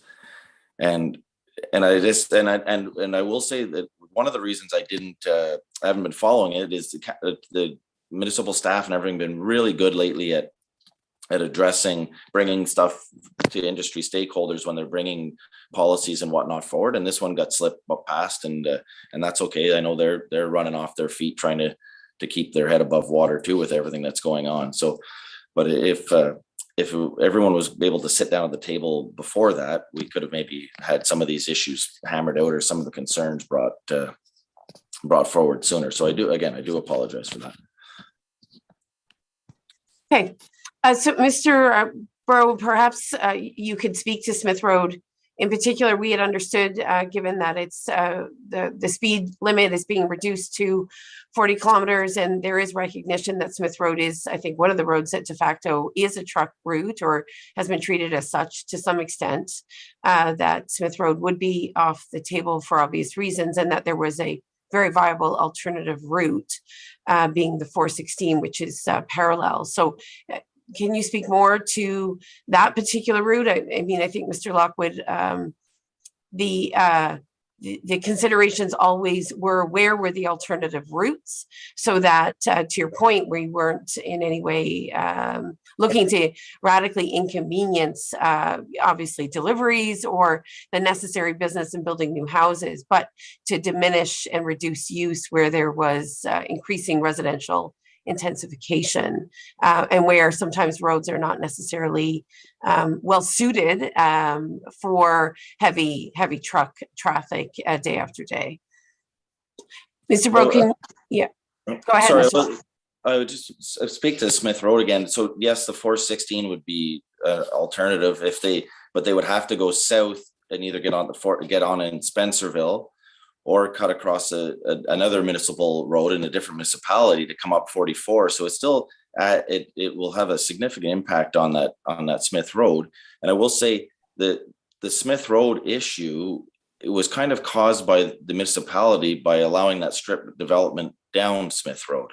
So that's not really fair to the owner of the quarry down there, that because in the past the municipality allowed strip development along there, and the people that bought the houses they now don't like trucks going by, and the trucks have been going up past, because that quarry's been there for 40 or 50 years, long before the houses were ever there. That now that they've moved in and they don't like it, that's not fair to the owner of the quarry or to everyone else that has been using that road responsibly. And I see Mr. Curry come on the screen. Would you like to share your comments? Yeah, please. No, so I am the operator of the quarry over on Smith Road. That quarry's been operational since the late 80s. And yeah, I'd like to reiterate on Mr. Corey's comments there that, yeah, in fact, that Corey's been there for years, and the houses have been developed there, ever since. I mean, there's been trucks going up and down that road for years and years with no issues. Just only the last couple of years, as the houses have been, increasingly in abundance down that road, have we received issues. Personally, our firm hasn't had any. We've had complaints about the truck volume, but as far as speeding goes, safety wise, there's comments about safety, but yet nothing to back it up. My firm's been in business for 46 years in the trucking business and construction, and we've got a very good stellar record, and we get more comments and appraisals to our work and our drivers than we do complaints. So by closing that section of Smith Road off to our trucks and our clients, like Mr. Lockwood had said, I mean, it adds a massive cost, and upwards of 60% trucking costs, coming out of that facility. So that, that trucking road, it's vital. It's vital to my business. Okay, thank you, Mr. Kerr. Is there anyone else wishing to speak this evening from the industry or otherwise? Okay, I'll recognize Councillor Sullivan. Councillor Sullivan. Okay, thank you very much, Madam Mayor. I do want to say that I hope I didn't brush anyone the wrong way when I mentioned that I was disappointed or surprised with the late comments that came today. I must say I was not aware that the trucking industry per se had not been part of the consultation.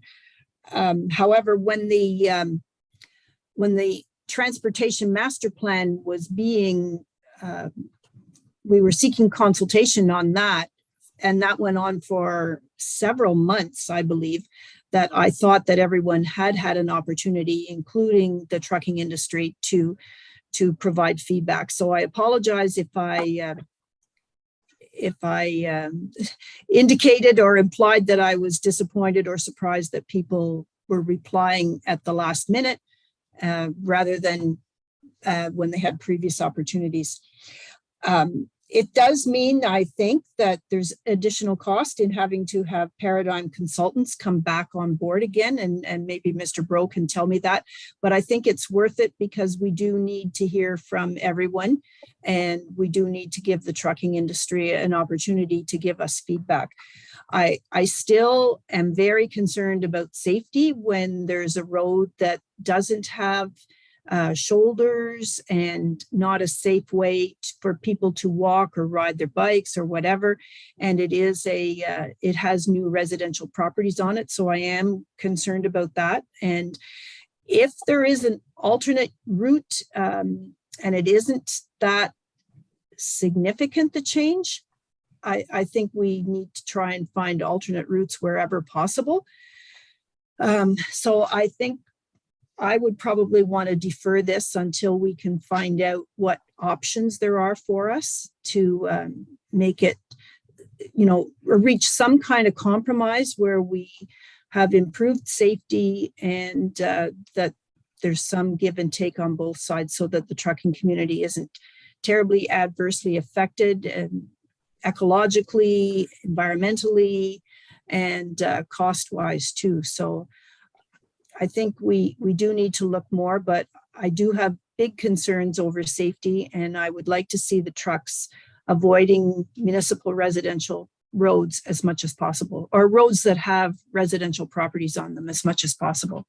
And as someone, I think it was Councillor Strachan said, the municipality is growing, it is changing. We do have changes in the types of properties that are on residential roads, are on municipal roads. And yes, there's maybe more homes, residential properties on Smith Road, but that doesn't mean that they don't deserve to have their concerns addressed as well as the trucking community. So I think we have to look for a compromise here that's going to serve the needs of everyone. Those are my comments. Thanks. Thank you. Thank you.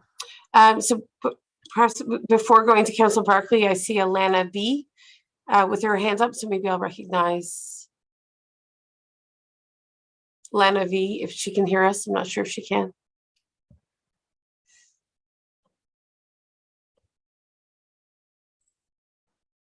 So while we're waiting, maybe there's a connectivity issue. I will go to Councillor Barkley. Great. As soon as Lana connects, I'll Yeah. cede my Okay. chair. Through you, Madam Mayor, to Mr. Bro, been able to formulate a concrete question rather than fumbling around as I did in my last, last little speech.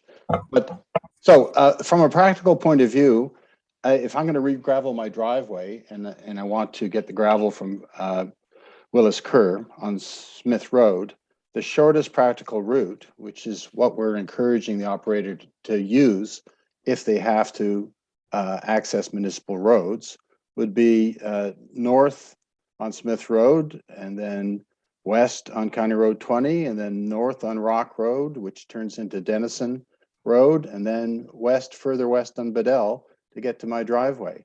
So I'm trying to understand the difference between the shortest route that gravel would arrive at my driveway before this bylaw, and would there be any change after this bylaw as it's written to an operator taking that route to deliver gravel to me?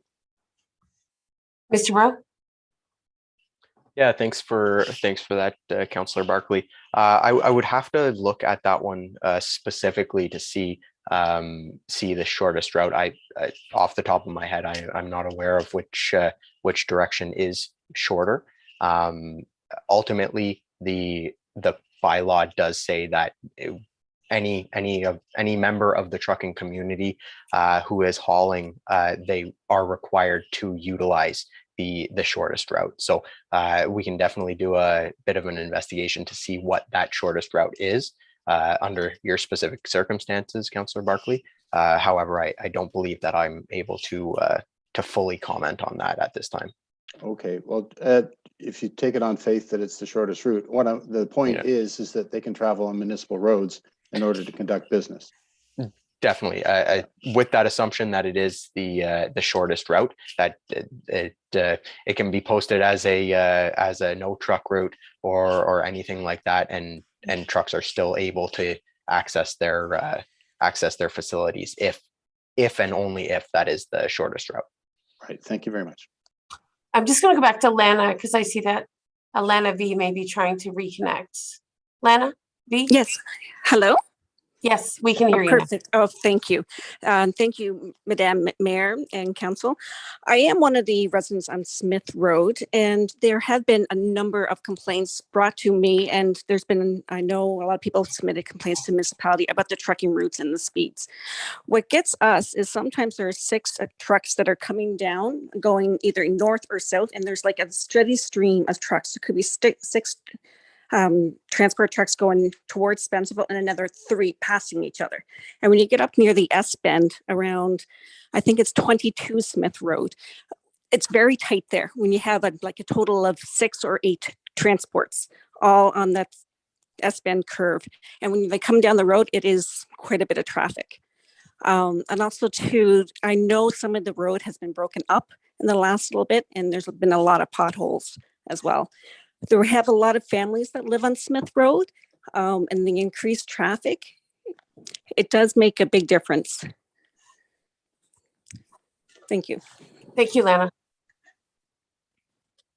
Mr. Rose, any other comment you have before we go? I'm going to recognize Ms. Dunlop and then Mr. Lockwood, but is there any other comment you have about Smith Road in particular? It certainly appears to be a road that has, I'll say, conflicting uses, only in that people have different expectations of what Smith Road should be. And I'm just curious to Mr. Kerr's point, when we discussed this previously, there had been some recognition that there were some options on the Edwardsburg Cardinal side when it came to Smith Road, as well as the 416, and that those would be viable in terms of traffic to and from the quarry.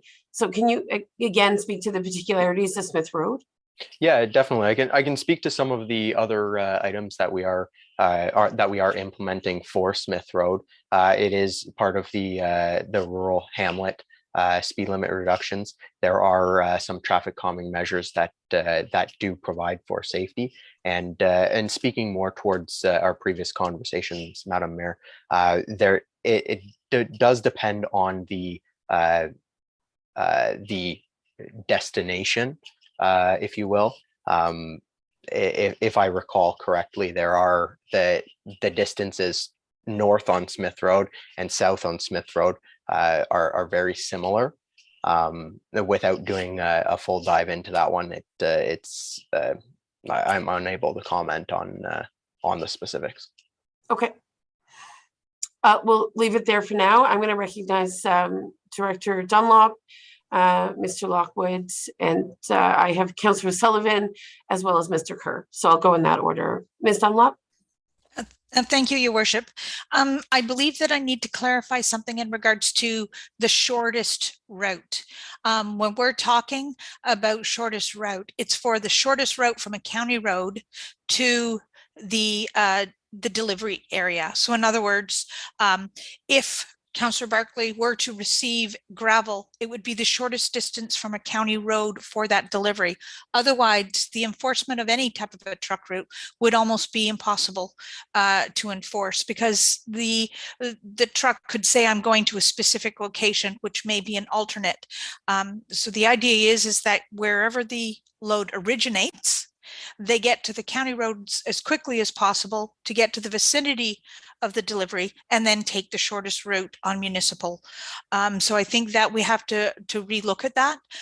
The other consideration is in deferring this, should council decide to do that, is that we can do the industry specific consultations and bring it back to make sure that we do those table discussions with Paradigm to look at some of the routing, and to make sure that we look at it from a mapped perspective, from an actual kilometers perspective, Madam Mayor. So hopefully that clarified the shortest distance comment, and we are here to do whatever council's wishes. Thank you. I'll go to Mr. Lockwood, then Councillor Sullivan, and then Mr. Kerr. I was just gonna, Karen kind of took the words out of my mouth. That's what I was gonna say about the trucking distances. If that's exactly right what Karen said. That's how the law reads. You're allowed to go down a no truck route to make a delivery on that route, not to go through it. So that will affect it. And I just again, I do feel for the residents on the road, and I'd like to come up to hopefully we can come up to something that works. But again, the quarry was there long before all the houses, so they should have some rights to using that road.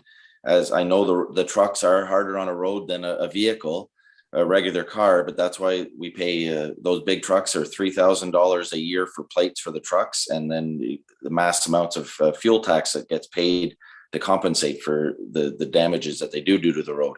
There's a huge expense that's incurred by the owners of these things, and their margins are very tight in these trucks, and that's why I'm standing here. We're fortunate enough to only own 2 of them, and the margins are very, very tight, and some of these guys it's going to really pinch them. So thank you for considering deferring it. I do appreciate that, and again, we do apologize for the last bringing it up at the final hour here.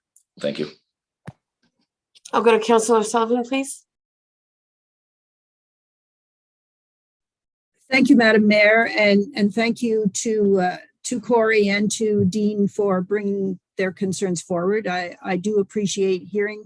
I always said I would listen to everyone and hear and make evidence-based decisions. So I think it is important to look at all the evidence and the facts that come forward here in terms of the shortest distance versus speed limits. So if you have to travel 40 kilometers down Smith Road versus upping your speed and going on 416, in terms of time wise, is it going to make a difference? And how is that going to compare to the extra kilometers that you have to drive?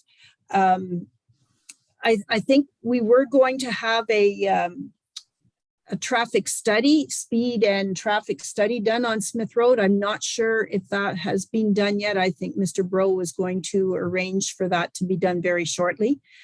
And so I think we need to get that evidence, but I also am very concerned that this is dragging on again for longer than we've been waiting for many years to have this trucking policy or truck route policy put in place. And I know that there might be a difference between Smith Road and 416 in terms of the distance that you go out of the way, but there has been an issue from experience, I'll tell you, on Wellington Road versus County Road 19, and they're like a stone's throw apart.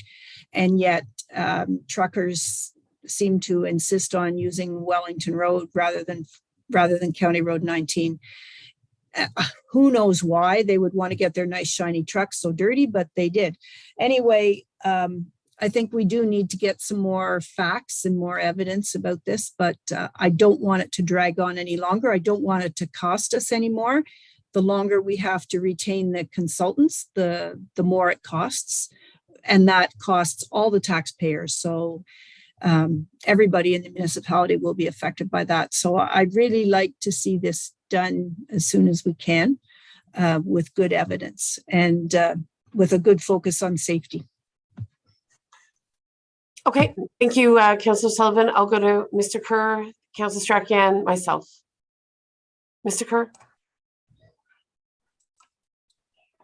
Sorry, thank you. I'll keep this very short then. The last three speakers actually covered all the points that I was going to make. So one last point I'd like to make before I go here is that we do have 3 exit points out of that quarry. We can head north down Smith, Jokum Road is an option as well, and south to Spencerville. We do use all 3 at this point. We have always, and we continue. We will continually to use the better option. We're not directing all our traffic down Smith Road as a point. So in my final comment here, I'm willing to work with the municipality as much as possible to figure this out. Provide a solution for everybody that keeps everybody happy and everybody moving forward. And my time's available. Let me know what you need from us and other industry professionals in the area, and I believe we're all willing to work with the municipality on this and get the right outcome. Thank you. Thank you. Councillor Strachan. Thank you, Madam Mayor. One final quick point. I agree with, I think, what everybody has said all along. We don't want this to drag on. We don't want the cost to continue to increase to get this bylaw passed. However, it needs to be done in the right way. We don't make changes in communities, spending participation money without consulting with community associations and residents. So I think stakeholders and interested parties all need to be consulted. And in this case, if it was missed to have a fulsome conversation with the trucking industry or construction industry, then I think we need to defer to ensure that appropriate consultation is complete in a timely and efficient manner. Thank you. Ms. Dunlop. Thank you, Your Worship. The municipality will endeavor, should the item be deferred, not to re-engage the consultant, but try to do any mapping in-house in regards to the kilometers, the routes, etc., through our GIS program. So we will try and do it in-house if we possibly can prior to engaging the consultant. So, Ms. Dunlop, just going back to that reconciliation, obviously Mr. Kerr values Smith Road immensely, as do builders, should they need to use Smith Road. We've heard, I would say, from 50 residents on Smith Road who have been very concerned about the safety of their children, their loved ones, walking on, a road, it's rural at the best of times, has no shoulders, again, is residentially intensifying. I guess I'm just curious, what do you think the solution is here? And I see a direct conflict, quite frankly, in terms of usage. I think we want to be respectful to all parties. I regret that industry consultation didn't happen before now. It's become obvious that some dialogue is necessary, but I guess I'm not clear on what the resolution is. 2 weeks ago, we were very confident and heard from staff to that effect that Smith Road not being a truck route was unequivocally the best decision. So I'm just curious if you see a solution here. We understand that we need to be very sensitive to industry partners, but we have to be equally sensitive to residents where the cost is their lives or the injury to themselves or a loved one if in fact there's a road safety incident, and that's not specific to trucks. That could be to a car that's going too fast. We know enforcement is very limited in our municipality, and I don't believe that anybody is under the illusion that necessarily enforcement is going to solve the problem. So I'm just curious, how do you think a GIS mapping effort will necessarily see us through this challenge? That's a two-pronged approach. Smith Road was evaluated. There are some traffic calming measures that have yet to be put into place based on the seasonality of that report rising to council. The recommendation as part of the hamlet speed was to reduce it to 40. There was also the recommendation for a center line as well as outer lines at the curve. In addition, it was placed on our semi-permanent radar speed sign program. So it sees the speed sign, I believe, about 3 times a year. Now, the one item that was raised was 53 footers, tractor trailers that are going down these roads. The typical hauler from the Smith Road quarry would be your standard triaxle tandem style truck. So there is a conflict there. Those two, so the 53 footers and the quarry aren't necessarily the same product. That's not their destination. So I think that I cannot specifically answer your question. I think that engaging the industry specific partners is the next step that, yes, we missed. I think that the idea we went out to the general broad consultation process, we did the standard websites, media releases, etc. And Councillor O'Sullivan is correct. This has been a long ongoing process between the transportation master plans, between the transportation policies. This has been a long drawn out process that we have been progressively moving through. So unfortunately, I do believe that we should take that step back, do that industry consultation, and that we will try to come back within the next 6 weeks to council. I think that timing is appreciated. As you know, council goes into a lame duck period at some point in July, and I believe that this policy development has been long-standing and widely anticipated. So I would like to see this come back as quickly as possible, and I would like the residents of Smith Road, as well as industry-specific partners, where there appears to be the most non-alignment in terms of how the road is used. I think both parties do need to be taken into account, and I'm optimistic based upon what Mr. Kerr is saying that perhaps there is a solution where the use of Smith Road is minimized, if not eliminated, which was obviously the intent of the bylaw. But I'll look to council. I can't move a motion, so I'll look to council to incorporate a potential deferral into the motion this evening. Council colleagues, I think it's appropriate that we ask. It's already May, so we would need this bylaw to come back at the end of June, no later, in order for us to make a decision. And this bylaw has been effectively 4 years in the making, to some extent or the other, between the decision to engage a consultant, have the consultant review the consultant's work, have more discussion between staff and council, and now here we are tonight. I will move the deferral. And can we say that we will defer until no later than the end of June for the consideration of this particular bylaw, Councillor O'Sullivan? That would be appropriate, yeah. No later than the end of June. If does that seem reasonable with Director Dunlop? Ms. Dunlop said 6 weeks. Director Dunlop? I did say 6 weeks, so we would endeavor to have this back in front of council for the second meeting in June. I look to the Director of Legislative Services to see, I don't know what the schedule is in the month of June. I will confirm for you. Great, just one moment. So for June, there's the second regular council meeting would be June 21. Great, thank you. So I have a motion from Councillor O'Sullivan. A seconder, please. I'll second. Councillor Strachan. Any further discussion, colleagues? Seeing none, I'll call the question. All in favor?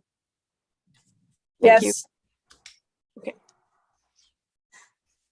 And Ms. Dunlop and Mr. Bro, I trust you will equally consult Smith Road residents as well as industry partners. Thank you. Thank you. Okay, so that completes that discussion this evening. We'll move on and we'll go to, I apologize, emergency protective services. And this is in regards to a naming request in honor of Howard Wilson and the late Howard Wilson, who was a long-standing counselor, warden, firefighter, among other things in our community. So I'll look to, is it Ms. Dunlop providing that report today? Oh, no, it's our chief. Hello, Chief, welcome. Good evening, Mayor. Welcome and good evening to all of council and all those attending this evening. I'll be brief. This evening's report is a request for council to honor the late Mr. Howard Wilson by naming the 1914 International Fire Truck Howard Wilson in honor of Mr. Wilson. Next slide, please. A lifelong resident, Mr. Wilson served as a volunteer firefighter for about 45 years.